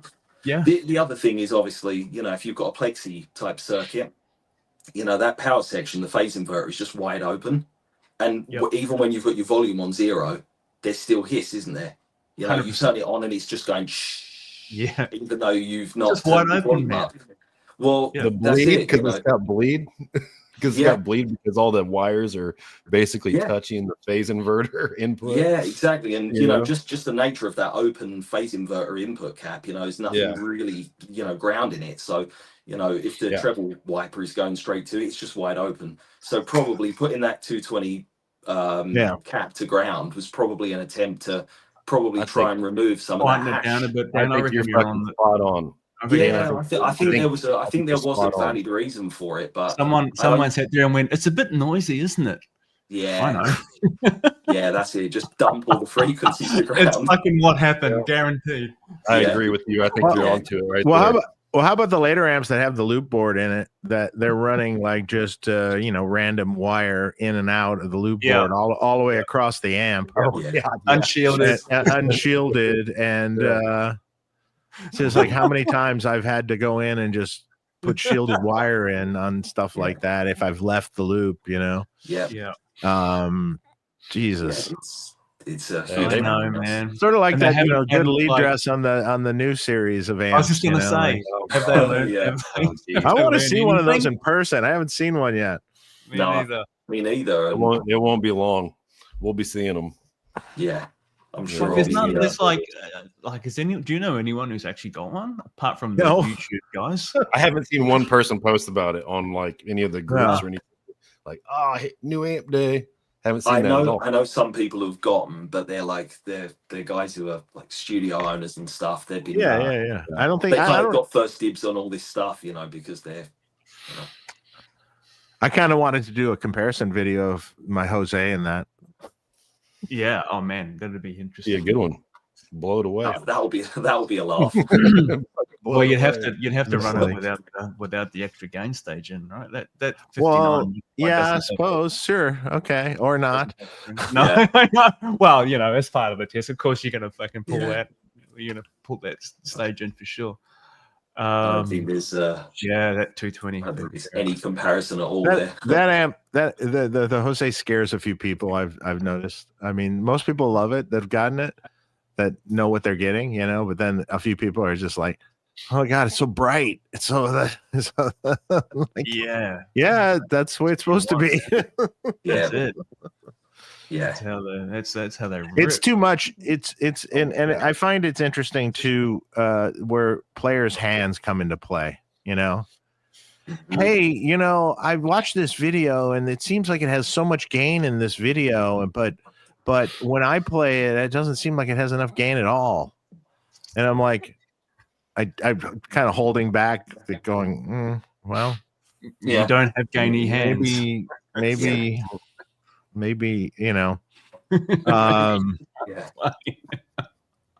because like even like the different players, it's unbelievable how that, how that changes, how it seems. Like I think the Perfecto de Castro or whatever, he did a little thing. He came to my shop and I played a few chords through the amp. It sounds gainy as fuck through the thing. But then like I've seen other people do it, or it doesn't sound gainy at all. Same settings, it's just like going, I'm using like a kind of not a high output pickup and I'm just hitting the chords. I'm not really like they're wearing mittens. Yeah, or the touch. You know, a player's touch is so light that there's no. They're just playing it too light. They're not digging into the guitar at all, and you're not getting anything out of it. I mean, if you look at the, you know, if you were to measure the output of their guitar because they're hitting it so lightly, it's hardly putting out any, you know, millivolt output. You know, what it is? They've got modeler hands. You know, modeler hands. Yes, modeler hands. You know, like it's like you can tickle the string so gently, and it comes out like you've just hammered the string. You know, so no wonder it's. You know, That's some right guys they cut their teeth on modelers, and then you put them through a real rig, and it's just they shit their pants. You know, it's just they don't know what to do for what they need to do. Yeah, I had to look back. I'm sorry, my cat is doing zoomies around the house right now. I was gonna say, if there's if there's a cat that flies by the screen really fast, sorry. That's okay. You should see the dynamic. I have a kitten, right? And like we have an older, bigger cat that's huge. Like he's 19-pound cat, like a big beefy cat who's scared of his own shadow. But you watch the little cat doing like crouching down, sees the other cat, and like, okay. And then all of a sudden runs, flying leap, all four paws in the air, right on top of his back. You're just like, oh God. It's hilarious. And meanwhile, the big cat's like, fuck my life. Yeah. What happened here? It used to be peaceful and quiet before you brought this asshole in here. It's a lot of being on that for me. Mine will just give me a look out of nowhere. This will be 1 p.m. Just give me a weird look, and then the motherfucker's running on the wall, you know, just like gone. And like, it's a big cat, right? You know, it's like he's a big cat when he's running. Yeah, he's funny. Sorry, I didn't mean to derail that conversation. That's all right, man. We'll move to the next super chat. So from here from Jose, thanks, dude. Appreciate this. Hi guys. Question for Dave. Dave, can you put a plexi clean in a Runt 50 given the separate tone controls? When would you recommend a Runt over the other amps? Is it just an amp for price point? Bracket, not complaining. So there's another. I mean, yes, it's lower price, but not necessarily. I mean, it's made like other amps. I mean, it sounds really good. Putting the plexi clean I'm sure I could shoehorn it in some fashion or another. It's not really the most ideal amp to do that with.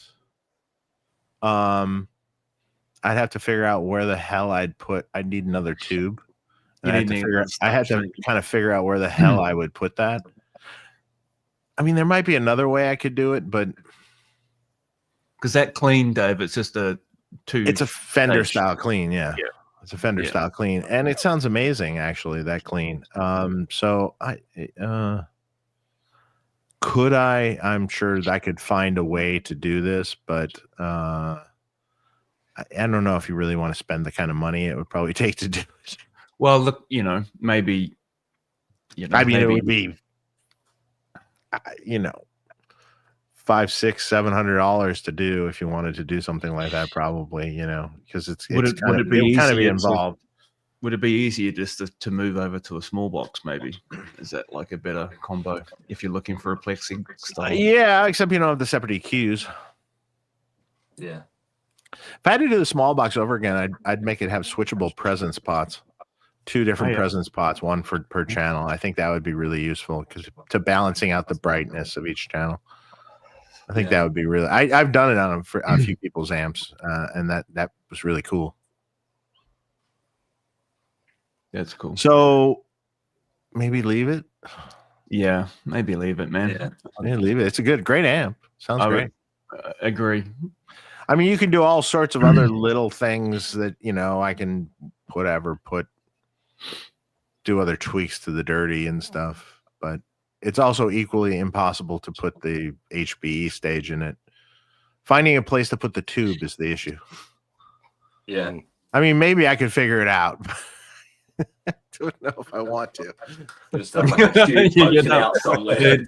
There's other challenges you need to set your mind to. Yeah, Just I mean, there really isn't another place for another tube. I mean, so. Well, this is right. Where are you going to put it? Yeah. There's no real estate, is there? No, there's no free open chassis real estate. Nowhere to put it. Okay. Oh, Jose again. Hey, man. Thank you. Hi, guys. Shay was showing his awesome Jazzmaster build on the last show. What guitars are all you guys playing these days, and are you shopping for any right now? You take it, Jason. What do you got? Oh, he's got all sorts of shit. I'll show you my latest thing. Hang on, I have to go and grab it. Yeah. This was a. I don't know. I mean, I wasn't shopping for it. It just kind of spontaneous purchase. Yeah, a little bit. that happens sometimes. Oh yeah, tell me about it. Click. Yeah, I saw that. He showed me this one. Oh, you froze up. Oh, there you go. Look at that. Oh, yeah, that's cool. And it's got a maple neck. Yeah. Oh, I like that. It. I like That's pretty cool. With the maple neck, really makes it, especially with the black markers like that. Yeah, that's kind of neat. Single pickup. Yeah, I got this. Cool. I got this refinished. So a friend of mine, Gary, messaged me one day, and he'd picked this guitar up in a trade. You know, like one of those kind of like, you know, I'll sell you an amp and you give me 2 guitars or whatever. One of those crazy kind of trades. And it had this horn on the back here was completely chipped off. Yeah, that happens. Right. Anyway, he offered it to me for, you know, a bargain, really, given this is a real quality guitar, man. It's like super nice. Mm-hmm. I took it to a local guy who repaired it and resprayed it, refinished it, and it's now like the job that he did is fucking amazing. Yeah. So yeah, man. So this is fun. It's quite hard to play sitting down, like, you know, like the V thing. Oh yeah, it's hard. Classical position. Yeah, you do, man. You do. So that's my latest. What pickups in there? Is it an EMG in there? Yeah, so the EMG, it's an 81. Okay. It's a real Floyd. Like, great. Yeah, it's fucking. That's cool. Man. Yeah, 81's great. And my son's called Jackson. So as soon as I saw this guitar, I was like, oh, you gotta have a fucking nice. Let me join in. Oh yeah, what do you got? I got this one the other day. Oh man, so, what is this? It's one of the Charvel. I don't know whether it was a limited model or something, but it's like a heavy relic. It's relic to hell. I mean, it's killer. But you know what? Like the relicing is like really super unbelievable. Like, there's the paint missing, but like the wood underneath the paint chips is like perfect. You know, so it's gonna need like some real relicing. So I'm sure I can do that, no problem. But yeah, I mean the neck on it feels super nice. Really, really great, and it's like all you can see. It's like the neck is also kind of relict, and it feels completely raw. Oh, that's killer. Yeah, JB. So, JB in a 59. It's got a Floyd 1000 on it. Normally I change them out, but this one it holds tune and it feels good. So it's like, well, I'm just gonna leave it alone. If it sounds good, feels good, works, who cares? How does the JB sound in that guitar? Do you like it?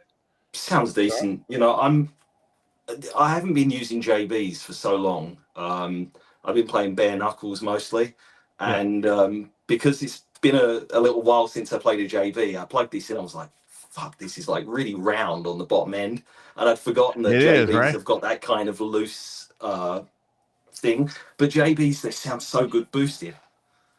You know, but you gotta. It's funny that you're doing that because I just got a Antiquity JB. Oh yeah, and which is like the originals. You know, it's the butyrate bobbin and the same spacing and everything. Granted, it doesn't line up my strings at all, but it sounds really good. But you really have to play with the height. Yeah, sort of like what Shay was saying with hot pickups. Sometimes you got to back them further away from the strings than you think you should. Totally. And then it opens up, and then that bloated sort of low end the JB has a little bit kind of fixes itself a little, you know. Yeah. And it doesn't quite. If it's too close, it's really round on the bottom end. It's kind of weird. Yeah, it's a strange one. You have to really get the JB dialed in, and it's really got to match it really has to match the rig you're going to play through. Some rigs just don't like a JB. They like something a little bit tight, but I think also a JB also sounds better when it's only got one pot. Yeah, one pot, and also definitely 500K pot and 500K, not less. Like measure the pot. I usually get like a bare knuckle to a 550K pot. Oh, okay. And it doesn't mean it's going to actually like be dead on 550K, but it's definitely going to be more than 500, which is great. So usually I put those in most guitars, but yeah, I mean, I'm used to playing like the bare knuckle Holy Diver or the Crawler and stuff like that, which is way more percussive on the bottom end. But this one's really cool and it sounds good. I just had to do a fret job on it, so I leveled the frets quickly and did a polish, so it's all super nice and cool. And what's the pickup height? On the JB, how high have you got it? I've probably got. It's hard to tell looking at it. Okay. Yeah, it's not super close. Probably no, it's not crazy close right now. But then again, I haven't like really dialed it in yet. I've had some JB guitars where I've had the pickup really close to the strings, and I love the sound of it because you get that kind of more. I don't know, just the attack is a little bit different, but with this, I don't know. The jury's out on the JB. I'm not sure yet. I've kind of got to work out if it's a keeper or not, but so far it's great guitar though. Sounds JB is cool too if you stick an Alnico 2 magnet in it. Mm-hmm. That can be really cool, like a rough cast Alnico 2 magnet.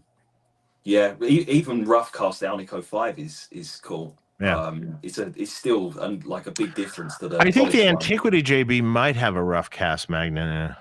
Yeah, it does. It does. And I know it's a butyrate bobbin, so it sounds different. It sounds more like the old ones for sure. I don't know if the magnet length is shorter on the Antiquity one, because sometimes if you use the shorter magnet, I don't know. Sometimes the rough cast short magnet seems to. I don't know. It sounds a little bit more broad in the mids. So yeah, it can sound a little bit more full. Not like fuller in the low end, but just the mid range doesn't sound as spiky.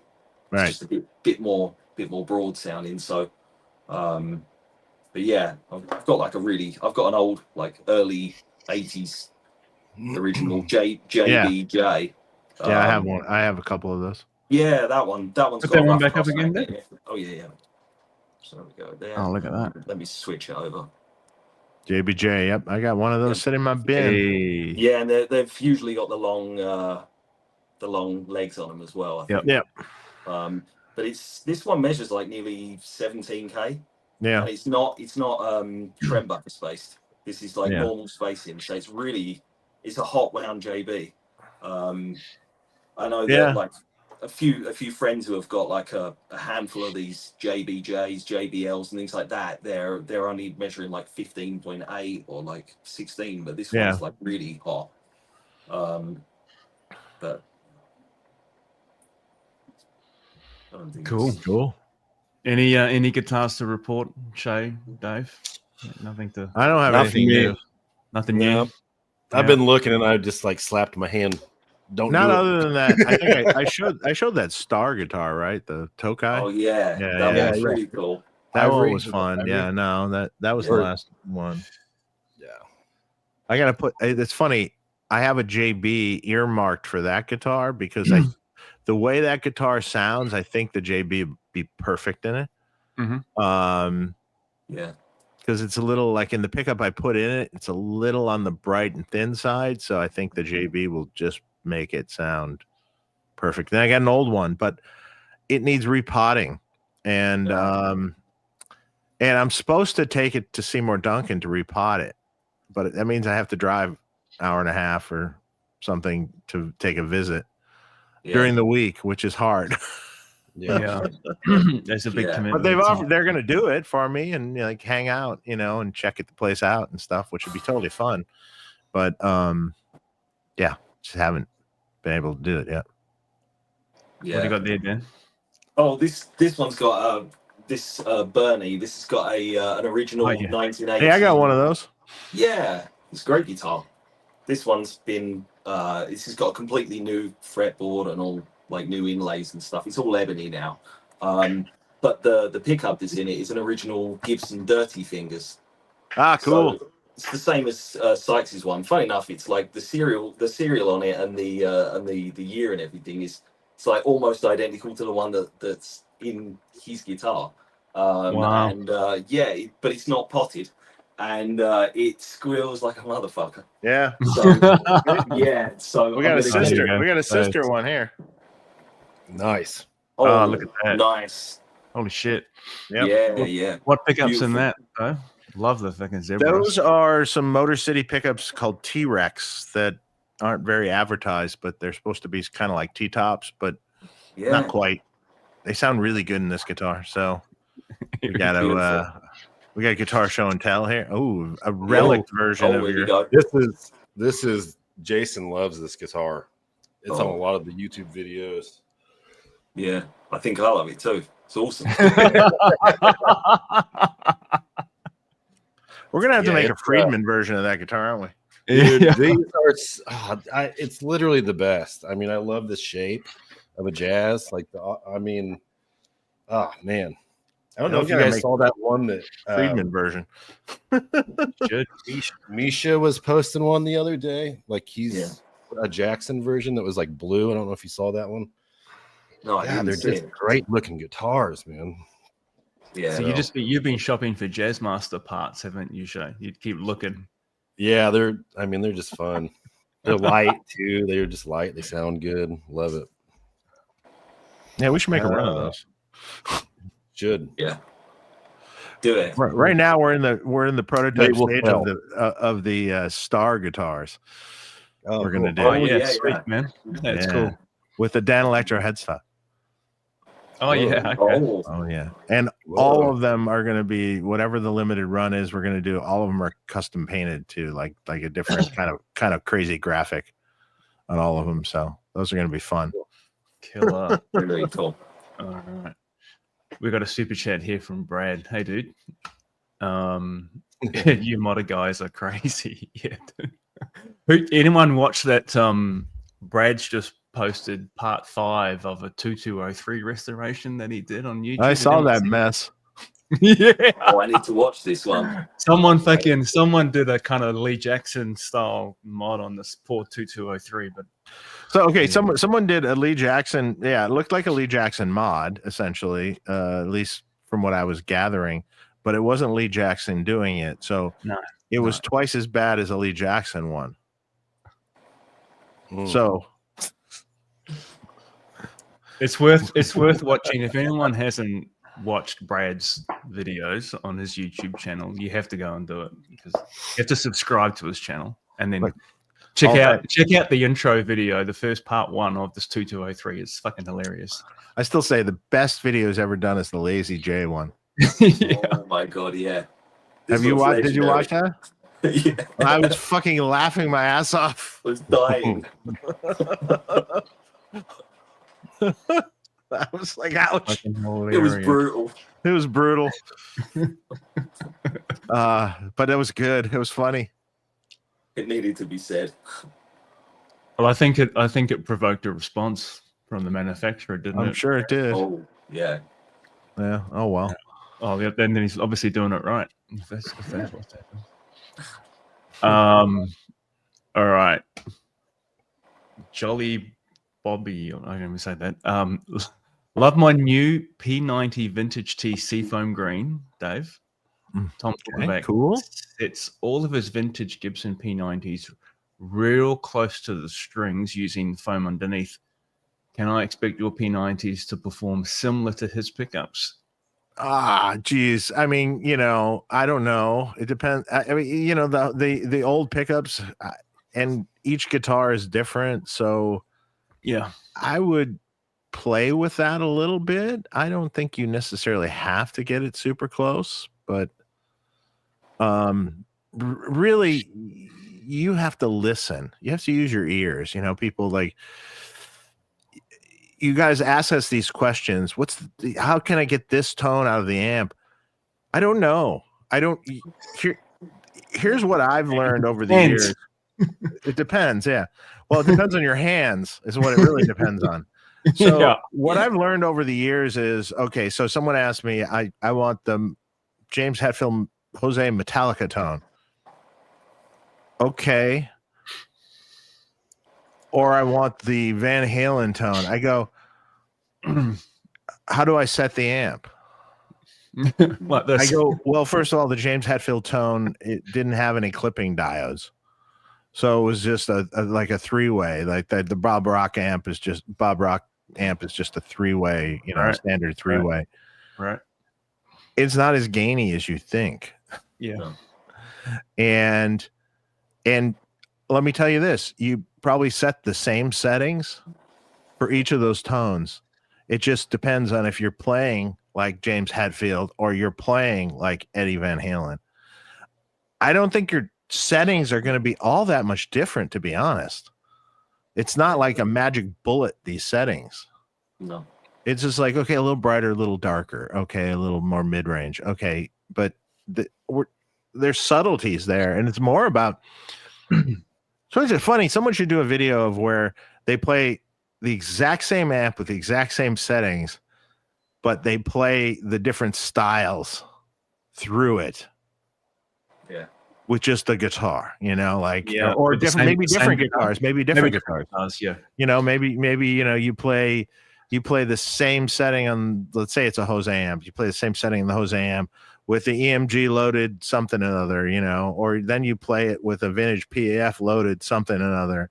And you could probably play 5 different styles of music, rock music, without ever changing the setting on the amp. I mean, it's really true. That'd be a cool video, and like if you have, okay, like if I were to have,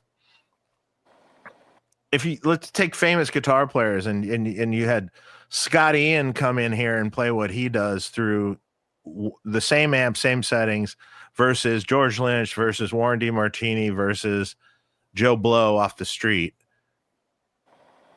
If you recorded it all, it's radically different sounds. I guarantee. Radically different sounds. Without ever changing the amp. Yeah. Yeah. Completely agree. With that question, though, he's talking about using the foam underneath. I mean, he's pretty much talking about pickup height too, I guess. Yeah. So, like we were talking about earlier, pickup height is huge for, But it's dependent on the pickup, the magnet, the strings you use, and the actual physical guitar. Yeah. So you need to listen. I mean, Tom, he's an incredible guitar player too, right? Like, sure, but he's also he's playing the P90s. I'm assuming are in maybe a junior or something. Yeah, maybe he's going to make anything. Set neck guitar versus bolt-on neck with something totally different wood. It's going to be different. Yeah. Just on P90s, guys. Is anyone here a fan or not a fan? Yeah, of P90s? Love P90s. Yeah, I love them. I think they're cool, man. For a specific sound, I think they're awesome. Yeah, they're I hate that. I hate the hum. This is the thing. I love them too, man. But I always battle with they're so fucking noisy. Get Fralin hum canceling P90s. Yeah, they're amazing. They sound great. They have the double stack too. So Seymour Duncan makes a double stack, and I have those in one of my guitars. But you know what? It just at that point it almost just sounds like a humbucker. Yeah, this is the trouble. This is the problem. Like I'm really strongly of the opinion that anytime you make anything hum canceling, you shift the voicing. Compromise. I know that people will swear blind that there's single coils that are hum canceling that can sound like real ones. I still don't believe it. Nah, never. And not really. It's the same maybe close. Yeah, in the same ballpark, but definitely they don't respond. They don't have the same attack. Mm-hmm. Definitely not. Yeah. You know, there's a kind of unique thing with real single coils. And the other thing is, like, I've used non-hum cancelling like real single coils live with a massively high gain rig, and nobody ever noticed any hum. There was never a problem. Like I played one of my Killer Caliber marshals in like a cover band thing in like theater stages, you know, like decent places with like good sound systems and everything. So it's not like playing a pub gig where nobody gives a shit. People are paying tickets on the door and everything. So like, you know, the sound was really good and everything, but like nobody ever noticed any problems with hum coming off my rig. I think it's because when you're not playing, you roll the pot down. Volume down. And then the second you start playing, you've got the pot up, you're playing, nobody can hear the hum. So I was just gonna say, I was just gonna say, oh, you know how to use your volume pot. Yeah. Yes, exactly. You know, this is the thing. Like if you roll off like instantly, like the second you're not playing, there's no issue with the hum. But it also depends on. Yeah, okay. There are some places where the hum will be unbearably bad. Like my girlfriend's apartment, she lives near a train station. You can't play single coils. You can barely even play humbuckers because the noise is just like noise. It's just the sort of the electromagnetic radiation and everything in the air.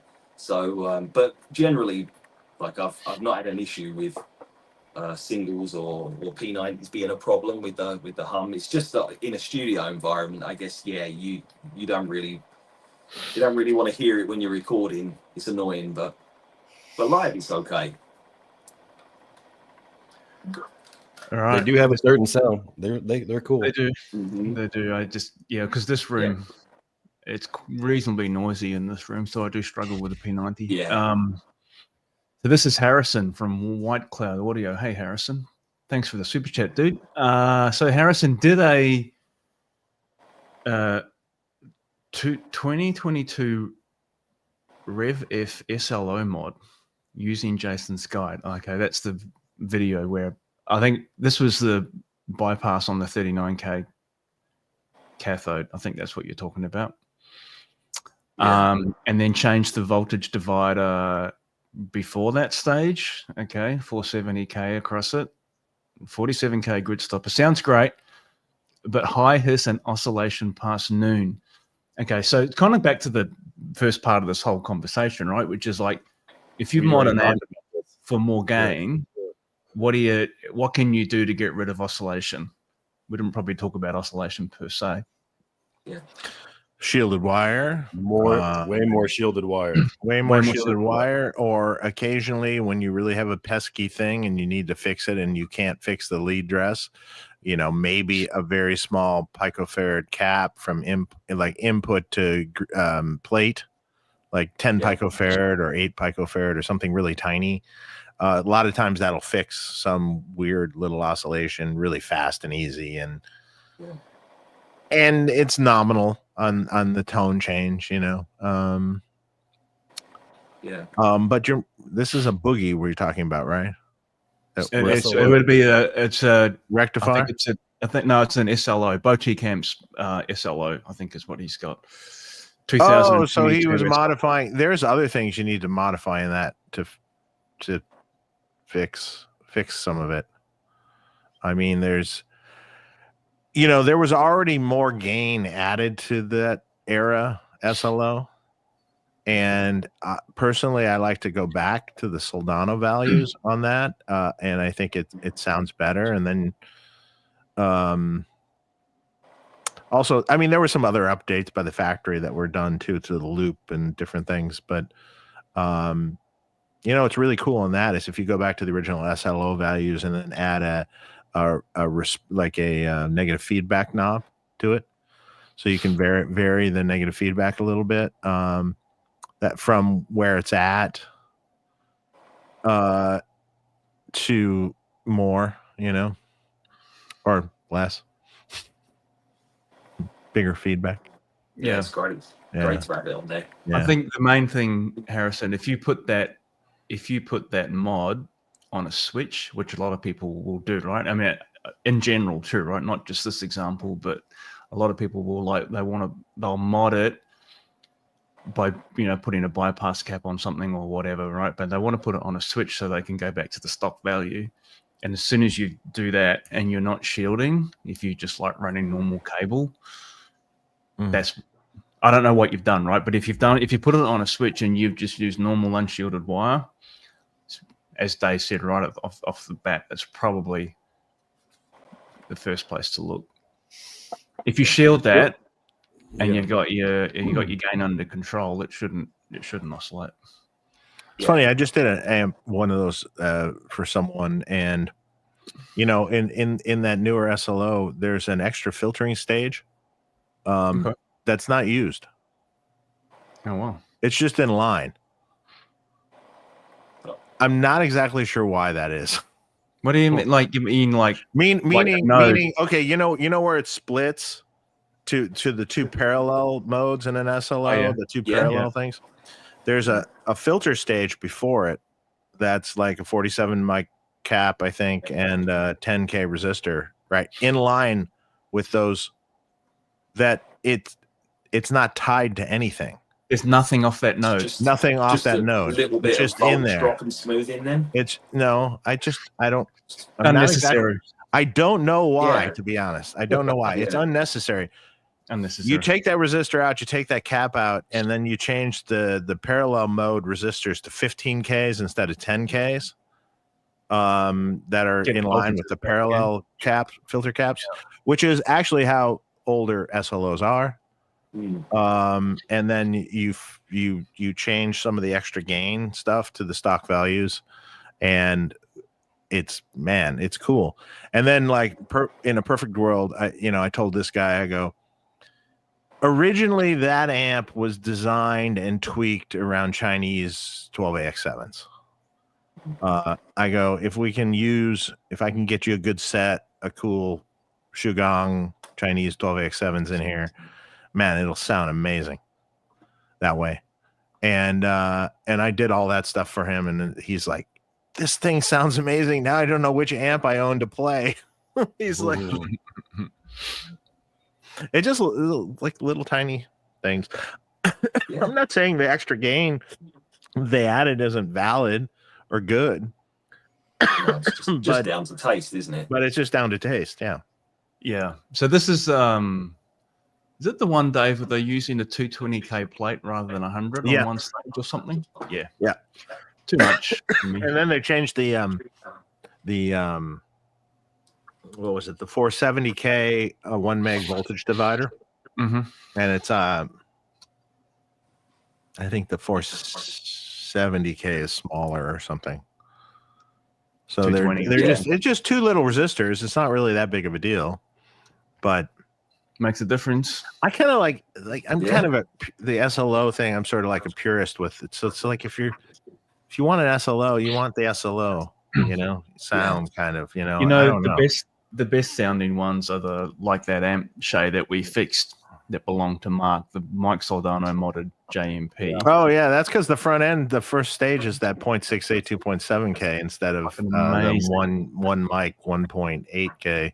They use that is the circuit, man. That's fucking and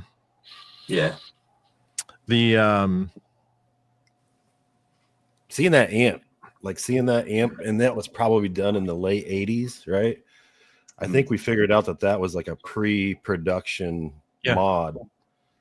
Yeah. And just the way that amp sounded in the 80s, fuck, that was good. Yeah, I mean that was pretty standard Soldano mod thing. I remember being around that stuff.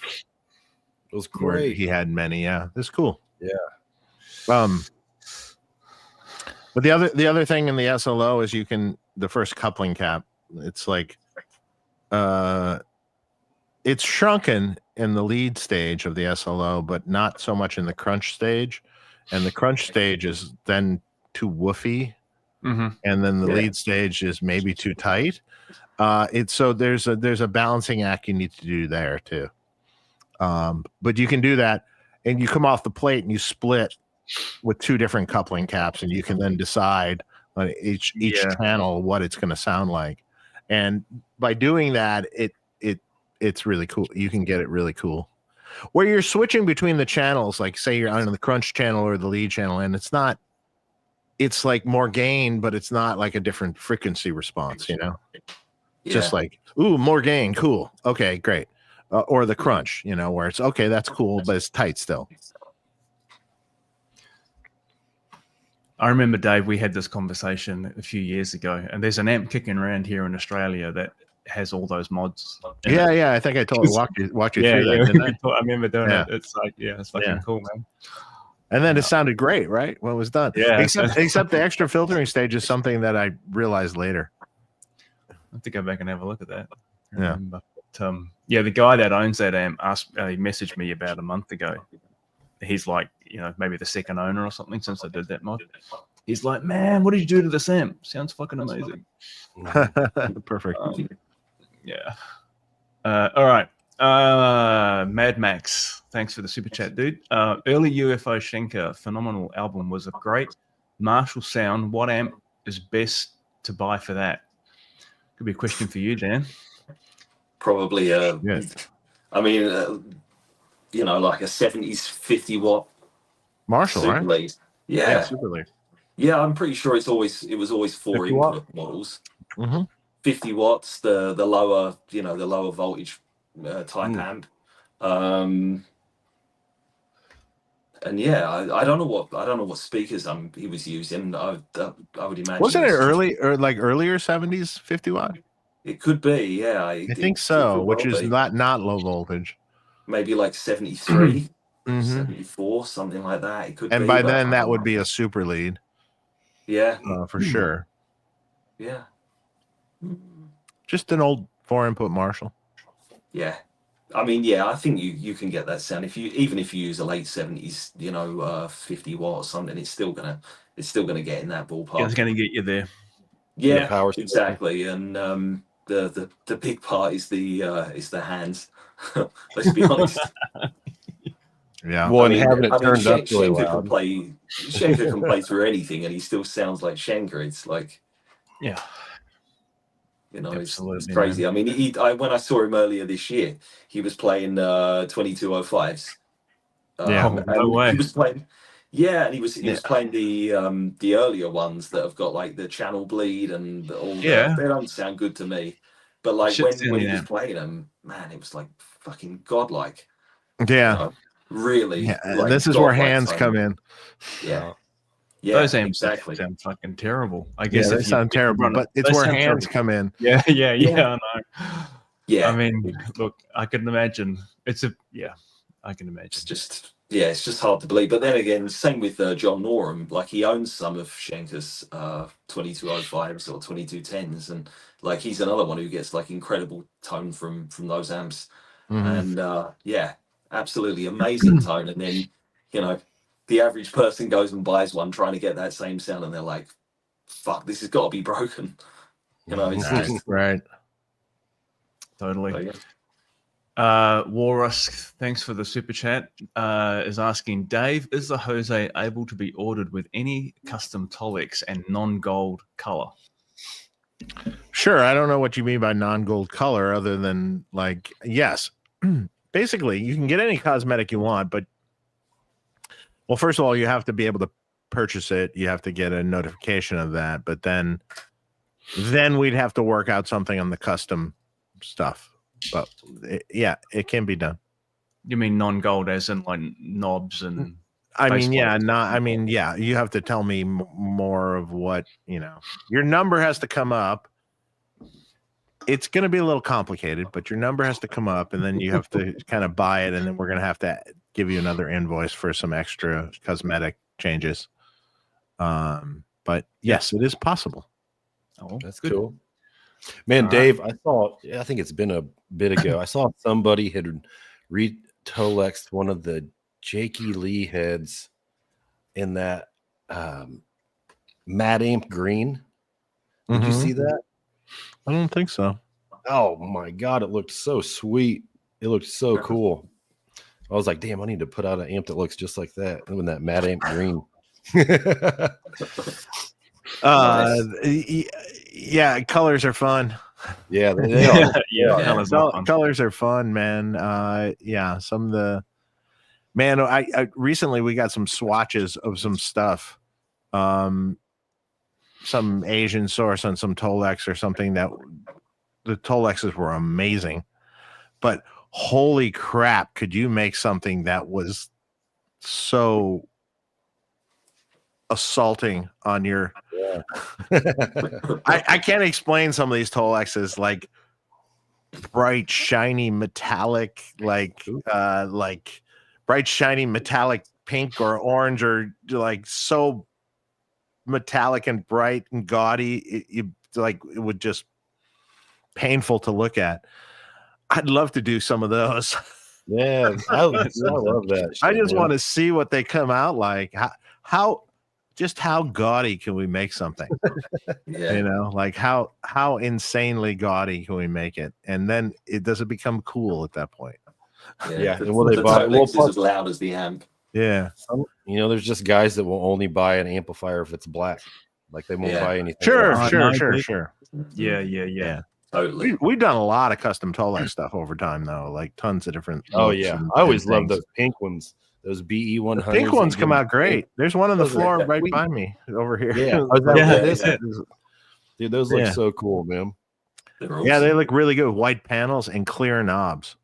Yeah, you put clear knobs on them, and that really makes it pop. Yeah, I like it. That's cool. All right, Macca Amps with 20 New Zealand dollars. Hey, bro, can you guys riff on the location of the cold clipper in the MV circuit, and perhaps the sequencing of warm, cold bias stages and preamps more generally? Trainwreck Express has one right before the phase inverter. Yeah, well, it does. It's a gain stage. That's sequencing of warm, cold bias stages and preamps more generally. Yeah, we generally it comes last before you know. Well, I guess it depends on the kind of amp you're talking about. Man, I've seen some up front. I think, you know, I don't, you know, excuse me if I'm wrong here, but I think that Larry might have used that for a first stage in some of his designs. A cold clipper right up front. I don't know. So, yeah, I don't know. You have to play around with it. Yeah, I mean, it's sort of, I don't know. It's generally a fairly cold bias stage, so it's not like a really powerful stage. Typically, you'd want the first input stage of an amp to be, you know, hot, powerful, you know, drive the signal right at the beginning. So, you know, it's kind of inefficient really to put a cold clipper up at the front. But yeah, I mean, it generates, like, cold clippers, they generate some, you know, harmonic distortion, and they kind of change the tonal texture, if you will. You know, like it can make an amp feel and sound a bit more crunchy. So you can obviously, you know, you can put it in different places. I mean, if you look at like the SLO, I mean, it's the third gain stage in that circuit. You know, in a JCM 800, it's in the second stage. You know, typically there's like a hot stage before it, and usually a relatively hot stage after it. In the case of the Trainwreck, I'm not really familiar with the circuit there, so I don't really know. It's essentially a Fender preamp into a cold clipper. Interesting. Kind of. And then into the phase inverter. Something. Yeah, well, you normally need, I mean, as you say, Dan, you normally need a stage before it so that you're driving enough signal into the grid that you're going to push that cold stage into cutoff. Like that's that's the whole it's point, in the name, right? Cold clipper, because it's clipping. It's so coldly biased that it's got at the cutoff point, it's clipping one side of the waveform. Yeah. But if you don't have enough signal on the grid, you're not going to push it into cutoff. So no, I mean, if you monitor the output cap of the stage with the cold clipper, and you let's say in an 800, you have obviously the gain pot dialed right down, there's not really much happening there. It's not really doing much in the way of asymmetrical clipping on that top part of the waveform until you get the gain pot up at like 5 or 6 at least, and then it's radical. Like it really then starts to clip beyond that point. So it really needs to be driven by an appropriate, you know, amplitude. You know, it needs enough, you know, before it to really get the benefit. Otherwise, you might as well just not bother. It's not It's nothing more really. If you're not going to push it into, if you're not going to kind of push it into cut off a bit, you know, with a warmer signal before it, then you may as well just have a generally, you know, low gain stage. You know, just any average stage just really loaded down. You know. Yeah.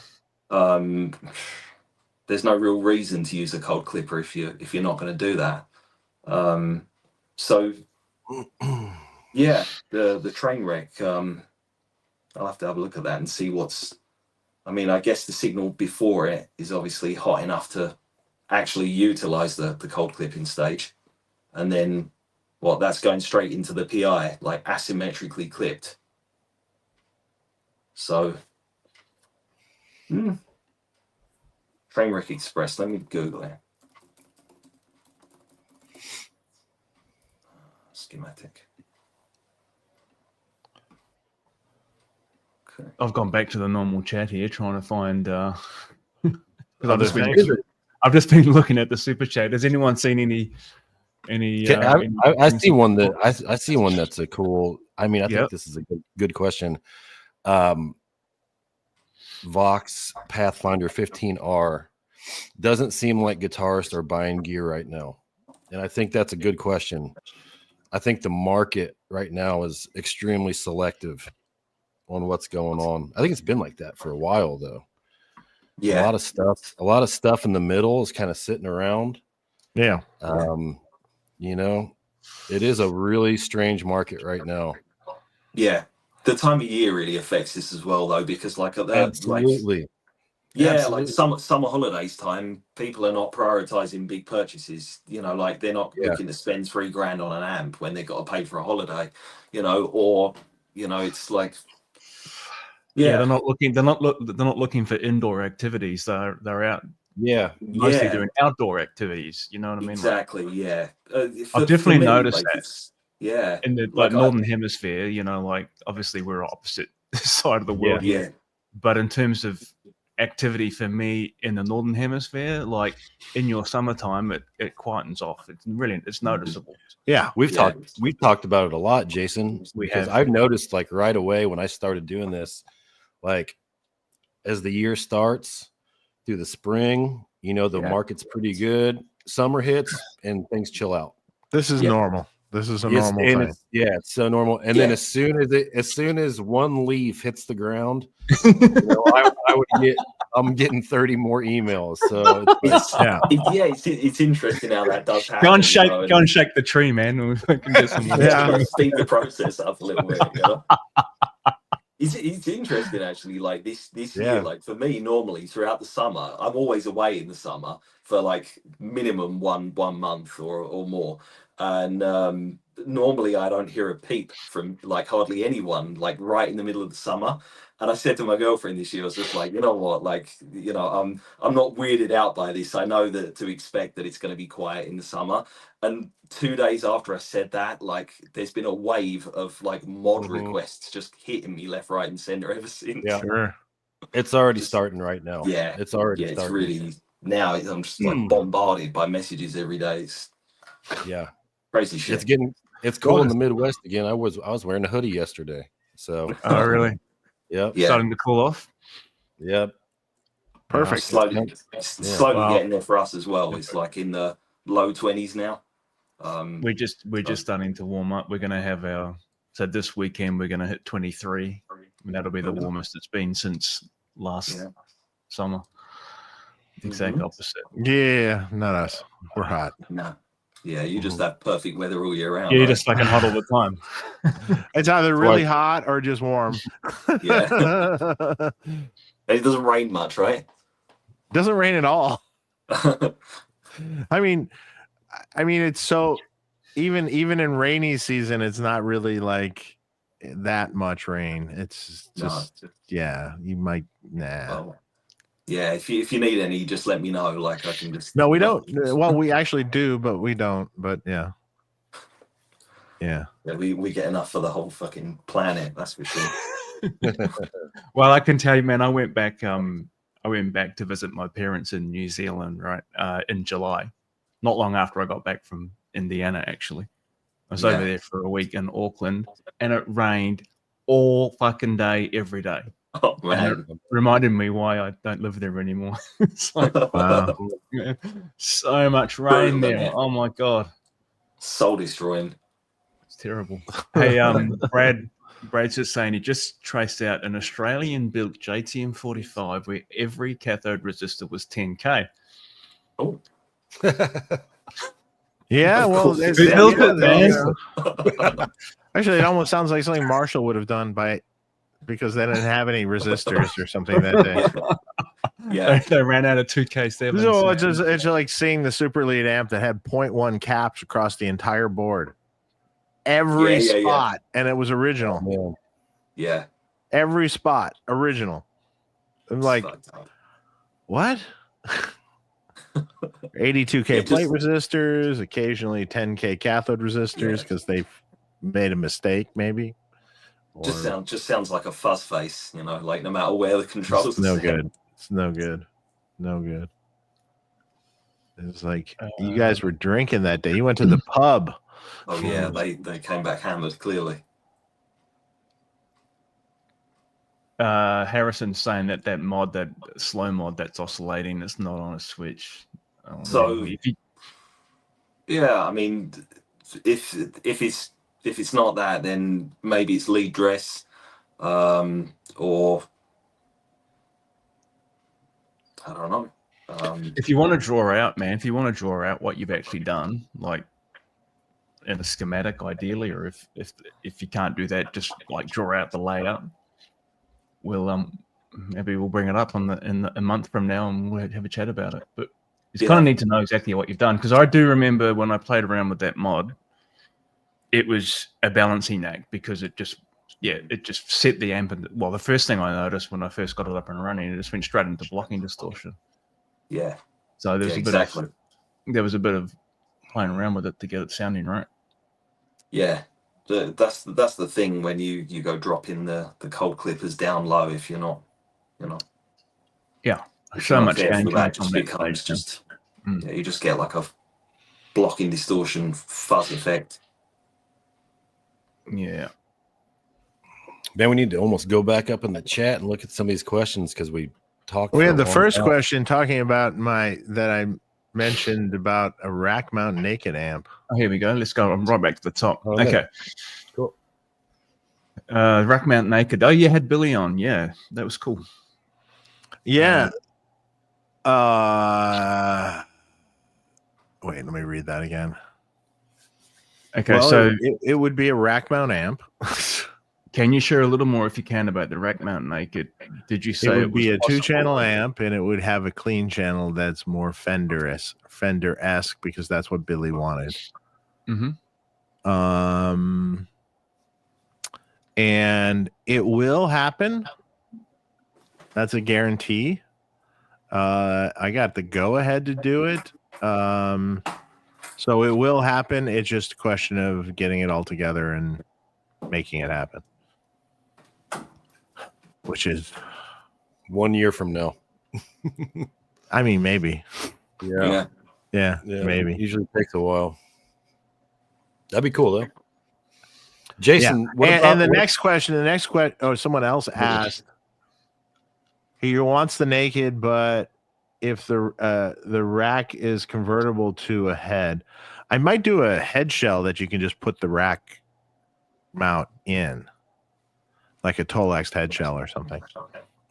That you could just literally this rack is mount like the Mark Series amps, right? You can rack mount or yeah. Well, I mean, if someone wants a head shell, I mean, it's really simple to just make a Tolex, cool looking shell that the head just screws into. You know, if you want it. Mm-hmm. Totally. It's a smidge deeper than a normal head, but it'd be fine. I had a question for you, Jason. Mm-hmm. So, yeah, your preamp that's coming out. Do you have a target on that? What's that look like? Like release date? Yeah. Have you announced that yet? I know you kind of no. Well, I haven't released a date, but I have said before the end of the calendar year. Oh boy, time's ticking, bud. Yeah, I know. What do you think I've been fucking doing? You know, we're basically done on it. I just now I'm got to fucking sort the supply chain out, all that shit. Right? Yeah. But I spent last week, had the whole fun. Dave, you've done this, man. I did the whole Dine IR capture thing last week. Uh-huh. In a local studio here with the help of Warwick. Uh-huh. Warwick Newman and Simon Hosford came and helped me as well. Oh, okay. Awesome. And got some great tips from Michael Nielsen. Because I reached out to you, Dave, right, last week. Yeah. And I said, man, you know, give me some tips. And you said, well, have a chat to Michael as well. So Michael, he would know. Yeah. Yeah, he was fucking awesome. Yeah. He's a sweetheart. We love gave him. me all the lowdown on what to do and what not to do. Yeah. Including he said you need to make sure you take some drugs into the studio to help pass the time. Yeah. It's a long, tedious fucking process, man. Hey, you know what I learned, man? You want to start drinking while you do that. Oh man, yeah. You know, like I was happy that like the guys, so Warwick and Simon and Phil, who is the owner and engineer at the studio, those guys, right? And I'm glad they did, because if it was just me, I would have just put microphones in front of the cabinet and start the capture process. But they're like, no. We spent the first fucking 10 hours finding the best sounding SM57, you know, and then the best sounding speaker in the cabinet. Yes. The best sounding mic pre. You know, man, and of course with the Dine IR thing, you've got to get to 8 microphones, right? So you kind of choose the, you know, you got to. With my approach to it was like, you kind of got to have the ones that people are expecting you to have there. So you know, a Royal 8 one is hard. It is hard. So you end up with 4 or 5 standards, but the last 3 or 4, that was a shootout, you know. And thankfully, he had a great collection of mics in the studio, and so. You know, you just spend hours, man, going through these things, and then you finally get the set. And day 2 was when we really did the I literally like max out at 4 mics. Yeah. It's like a 57, a 421, a 121, a Bayer M160. Okay, maybe you could do some condensers too. Maybe Neumann condenser, and that's right. But that's 5. We had a U87, I think, in the list. 3 more. That's the rough one. Okay, maybe you could do a Bayer 406 original one or old one, maybe. And it's hard to get the other 2. Yeah, kind of max out. So how long were you there, Jason? Well, it was 2. So over 2 days. The first day we started at 10 in the morning and didn't get out of there till 9:30 at night. And then the second day, 10 a.m. start, and we literally finished the last mic position on the last cabinet at 5:30. Yeah, it's painful. Yeah, but it's all done now. All done, man. And I've actually got the guys. So you upload all of the raw capture data, which is just WAV files, right? Because it sends a sine sweep. Yeah. 2 Notes have this capture software. It's quite cool, actually,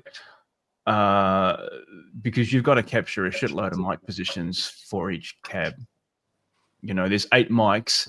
Each mic is 4 positions, and it's front and back, front and rear cab. It's fucked. So it's fucked. It is. It's like, oh my god. Agonizing. And then you realize, like, when you do the maths and you realize how long this is going to take, you just go, oh fuck. Anyway, so you're just grind through it and you get them done. You load all the WAV files up to their FTP site, and then they run it through their algorithm. And the next day, you can download the Dine IR capture and put it into the Torpedo. You can run it in Genome, or you can load it onto your Capture X, or in my case, I'm loading it into the preamp. And then you can fucking test it. So the very next day, on day 2, we had the capture of the first cabinet, which was my old Soldano cab. We did that one first. And we were able to compare that mic on the real cabinet to the Dine IR cab with that mic in the same position. Pretty close, man. Awesome. Yeah. So anyway, man, long story, but yeah, there's a whole lot of moving parts that are finally getting nailed down, and so Sweet. I think December is still maybe even November. Definitely Brilliant.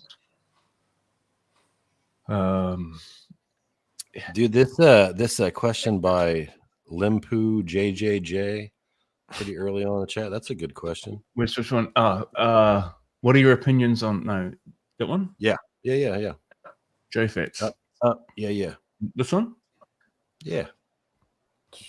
What are your opinions on JFETs being used as just tube replacements and analog preamp recreations? I think they have their uses. They don't clip the same way. This is the thing. Yeah, I mean, but how about as the first stage? Yeah. Yeah, where you're not clipping them, you're clipping tubes after that, where you're using that to push. Yeah, Cool. the first stage. Yeah, I mean, they're efficient, and you know. I know the pedal guys love it. I was speaking to a local pedal guy. You know, there's lots of those kind of boutique pedal builders around the world, right? I was speaking to a Melbourne-based guy the other day. I mean, he loves this is his domain, right? He's like, yeah, man, you fucking drive them, and they sound just like fucking triodes. Not something I'll play with a lot.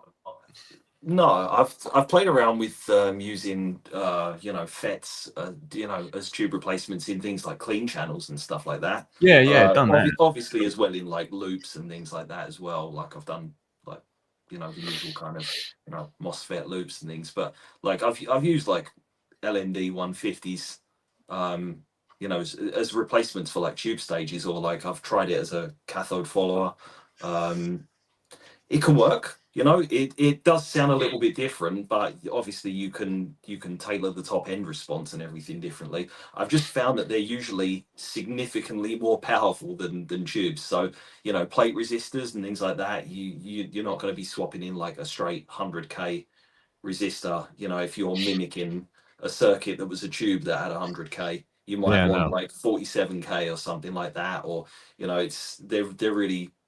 they're capable of being really powerful, and but yeah, they have their uses. They're good for certain things. Like I say, I mean, they can totally be used as a decent like you can make a cool clean channel using using like LND 150s. Yeah. That works good. It's great. Yeah. I messed around with that. So Jason's got like a FET boost on his Evolve site. And I messed around with that a bunch. It was super fun. I mean, what FET is it using? It's the LND 150. It's the 150, yeah? Cool. Yeah, you run it. You just use it like a triode, right? Just set it up and run it like that. So that's the great thing about the 150. You can just wire it up. You don't have to bias the gate like some of the other MOSFETs. You can use it like a classic. You can. I'm not sure this comment here. I keep looking at it thinking, Jason, you look like you've been rioting last night. What the fuck does that mean? Oh, that was 2.5 hours ago. 2.5 hours. Is that when like it was like 7 a.m. 7 a.m. in the morning. The sun's came up since then for him. Although there were riots on the streets here yesterday, so you just got to go back to the Bloody Marys first thing in the morning. I think I'll be well then.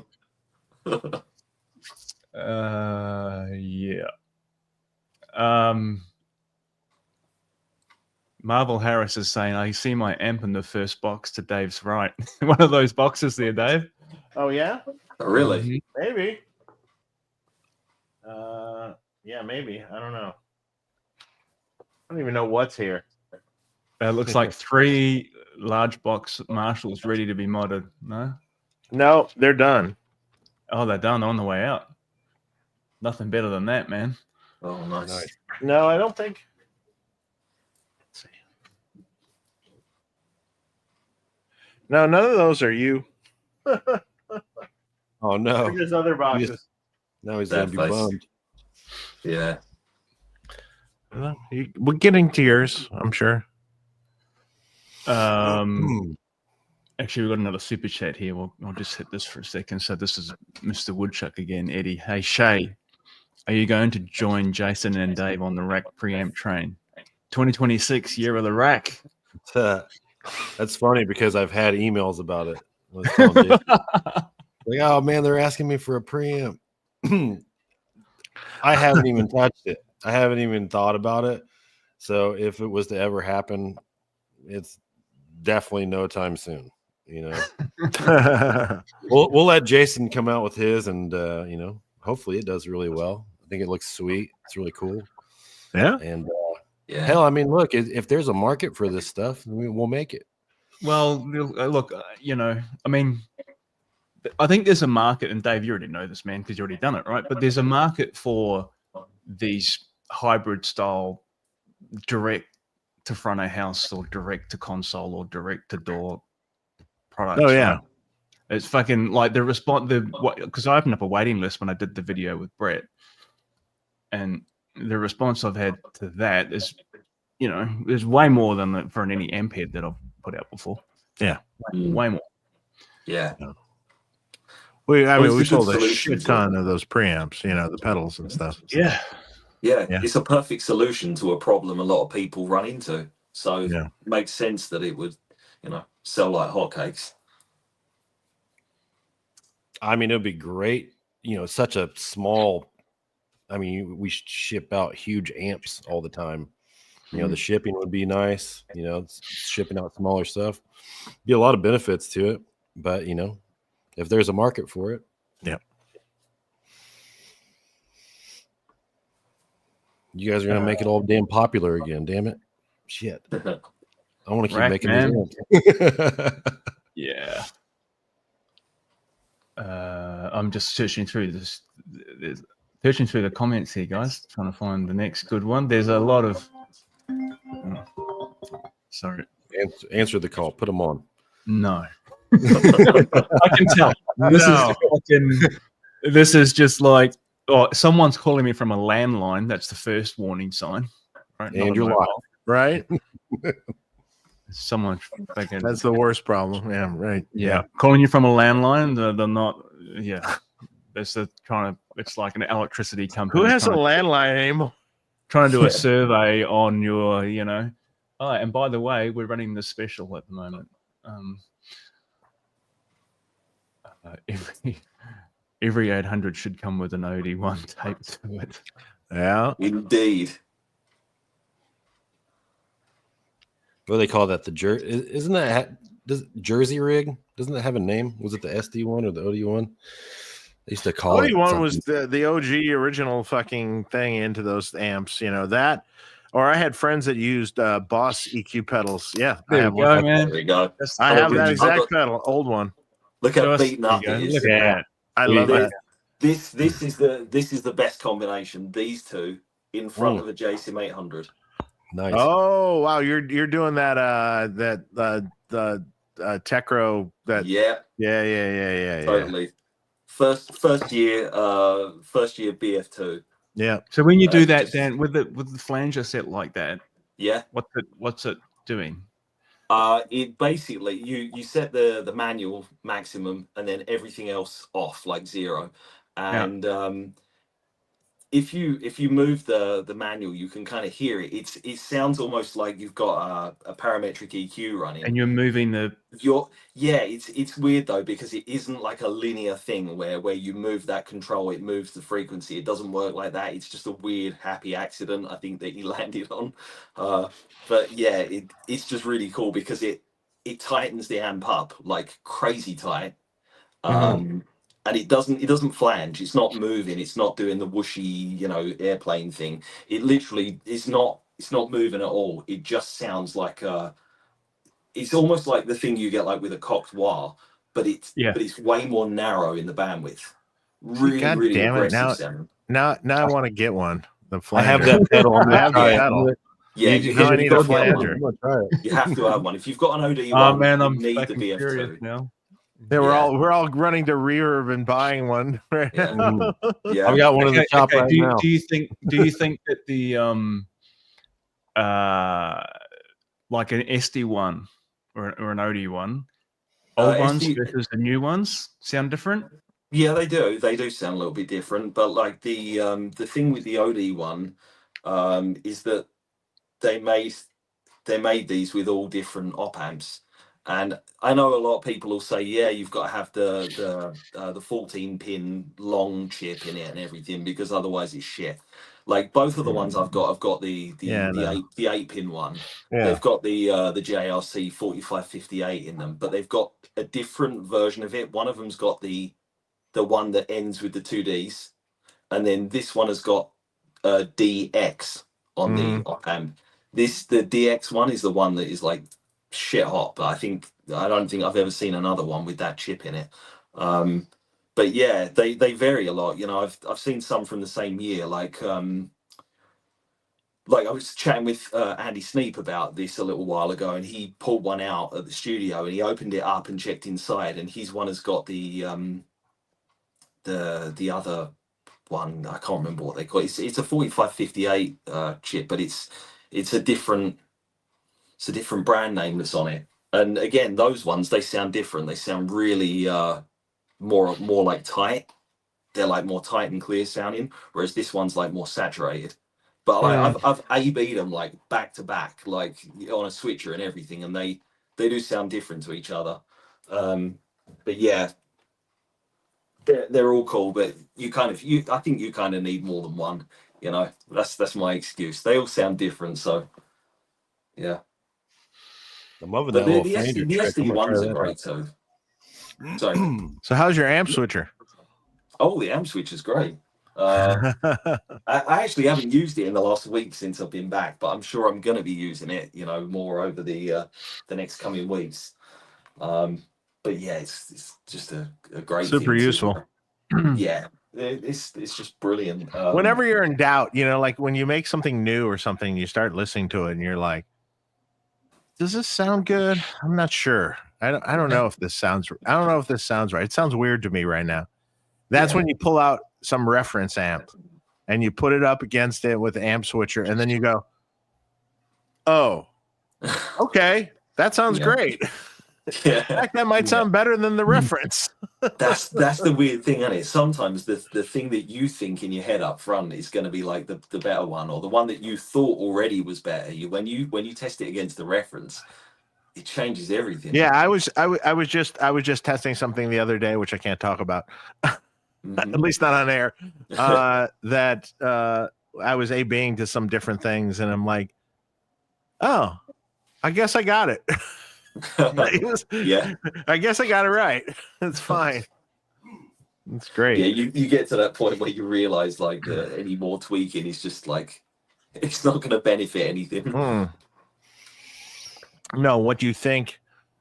What I did determine though in a little test the other day though is that I don't care for WEMA caps. Oh, okay. Ooh. Any particular type, like the NKS or the NKP? Or... Mostly the pet caps, you know, like the standard I think that's MKS, right? I think. Yeah, like MKs 2s and 4s. This is for as coupling caps, Dave. Yeah, you know, I put an amp together and I chose to use those because I wanted to use smaller, readily available like caps and you know they're good quality caps. There's plenty of people that use them. And what I thought they sounded like is exactly what they sounded like. They're very smooth sounding, with no teeth really, and they tend to be on the veiled side on the top end, like kind of a little bit like smooths over a little bit on the top end. No like cool gritty edgier cutting top end. And it was very interesting. And then I literally took the amp and swapped the caps out. And then I listened to the same amp again, and I just swapped it out with like Panasonics. They're easy, simple, they're readily available, and swapped it out with Panasonic, except for a couple values of things that I couldn't. I've been using, and it was night and fucking day different. Wow. It was night and day different. Yeah, I like the Weemers for some things, but like I'm selective things. Yes. Yeah, very selective things. Yeah, like I don't mind them in loop circuits. They're totally okay on a loop board. They don't really. I don't think they color the sound too much on a loop board. Sometimes they're nice if you've got like a really aggressive front end, and you want to kind of smooth just it a little, control it a little bit. But then the ones they make, the MKP, those polypropylene ones. Those are really good for like really aggressive circuits. But I like those. Again, I like those MKP ones. good for what way? Meaning it's aggressive or aggressive. They're kind of yeah. They don't sound so veiled and soft and smooth. Right. They're a bit more aggressive.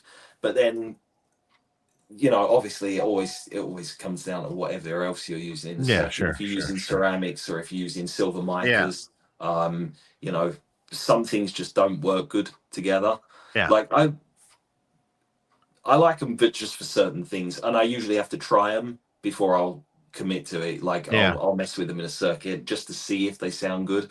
But 9 out of 10 times, I think I usually end up preferring like the Panasonics or the what are they called, the MKT 1813s.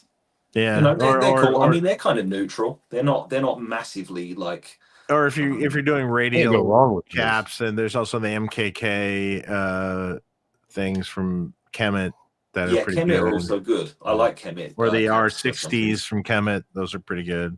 Yeah, that's what Marshall uses and things. Yeah, I've liked the Kemet. But I put the whole amp together with the Weemas, and I was just like, listen to it. It took one listen to it. I'm like going, well, I mean, it's not necessarily a bad sound, but no. It's that reminds me. And then I had to take the whole board out and change all the caps. Oh shit, Dave! That reminds me of your story about the first Jose prototype. Oh god, yes. When I used the metal films and I fucking played literally one chord through it, and I'm like, nope.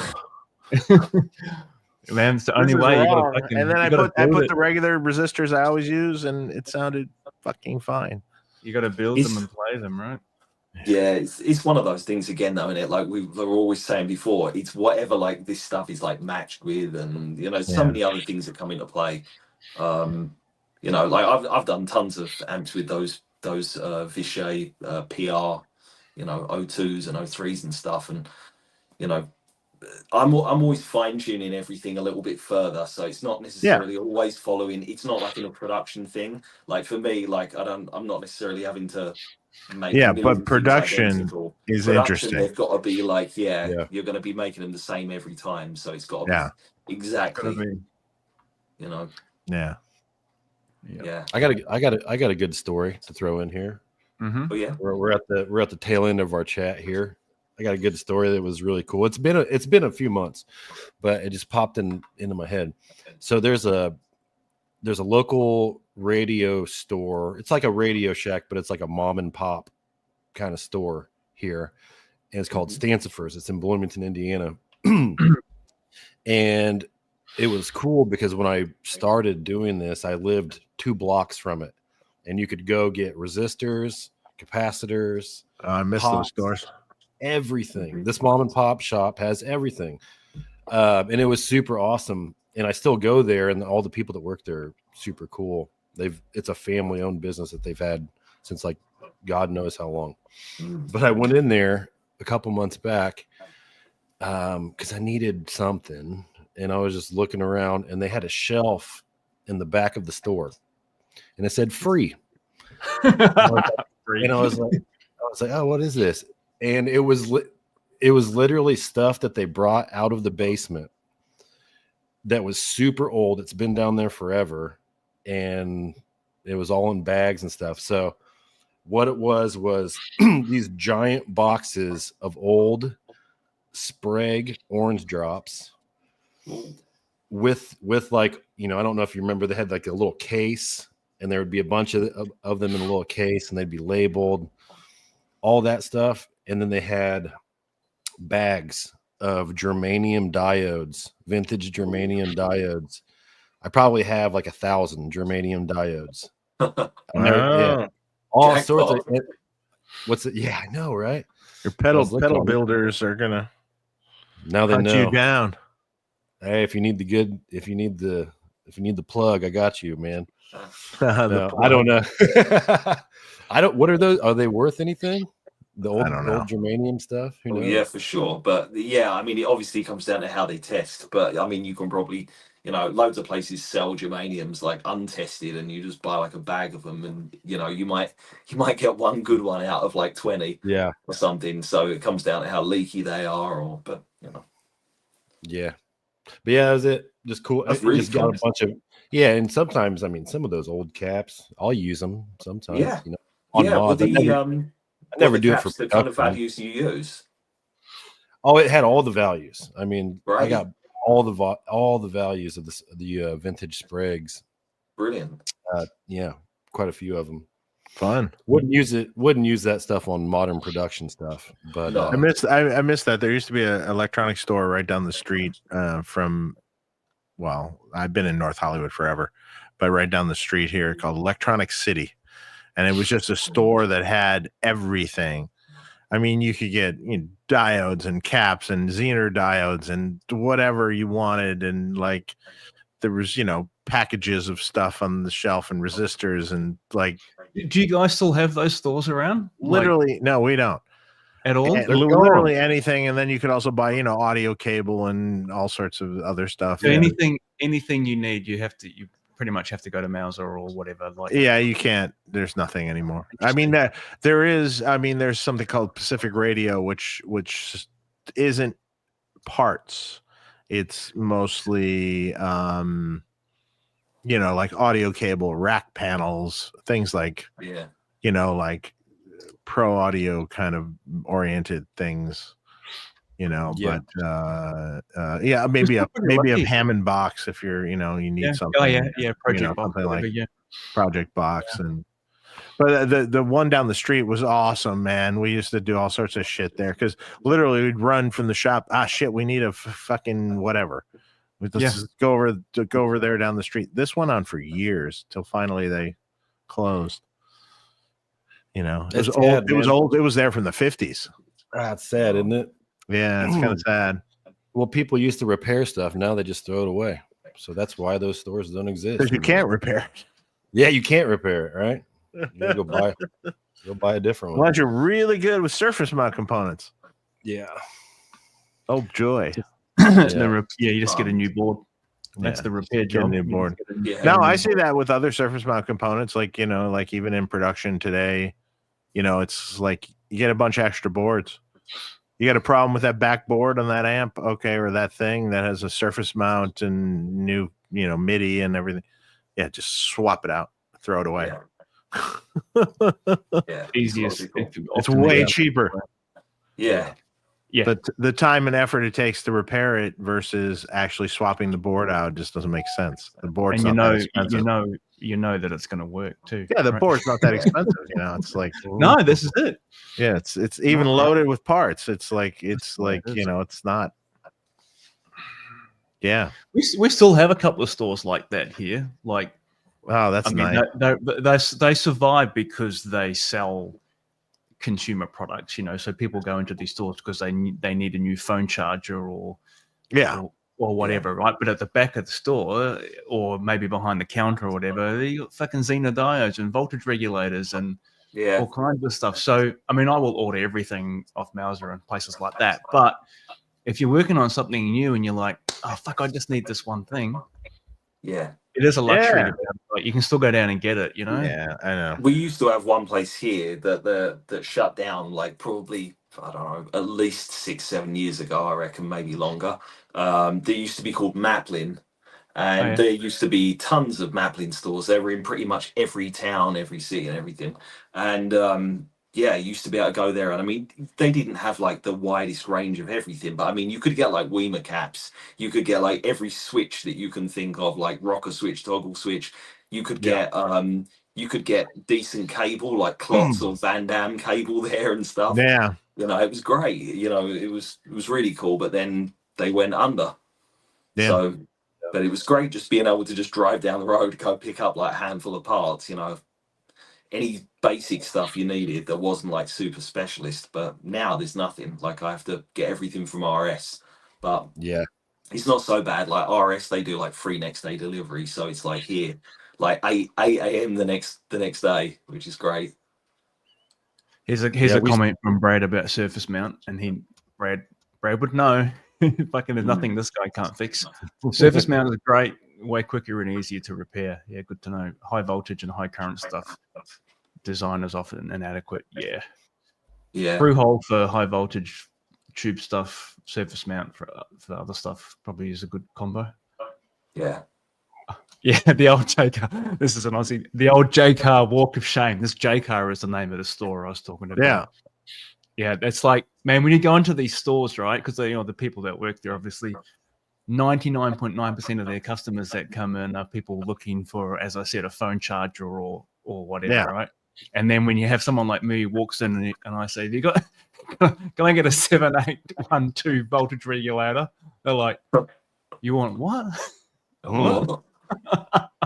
This part I showed them on the phone. Oh, we stock those. Yeah, you do. They're in that drawer over there.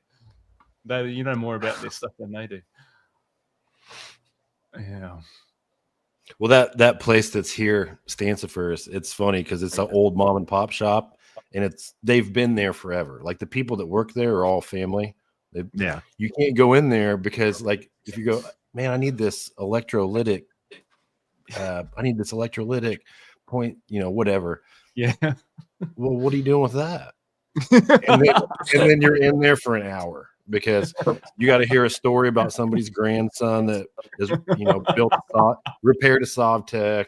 Oh yeah, he's got a MiG 50 and blah blah blah. But this was my first experience. This is my first experience in Indiana. So I've been to visit you 4 times now, and the very first time, obviously, by the time we got to your place, it was 9 o'clock, 10 o'clock at night or whatever. But the very next day, we went to the mum and pop hardware store, Kleindorfers. Yeah, that one. Yeah, to get nuts where we needed some bolts and stuff for chassis bolts and shit like that, right? And we're waiting. Yeah, I was waiting at the counter with my paper bag full of all the hardware and shit like that, waiting to get served. And the old guy behind the counter was having a chat to a local, and I could hear the conversation. They were talking about the game last night, whatever game it was. I don't know, fucking NFL or something. I don't know. Mm-hmm. But this conversation just goes on and on and on. And I'm fucking waiting with this. I'm like ready to pay. I got my fucking money and everything, right? Yeah. No, and then the conversation never stopped. Eventually, another guy came around and served me. I was like, fuck. Yeah. Got all the time in the world, man. That's how it is.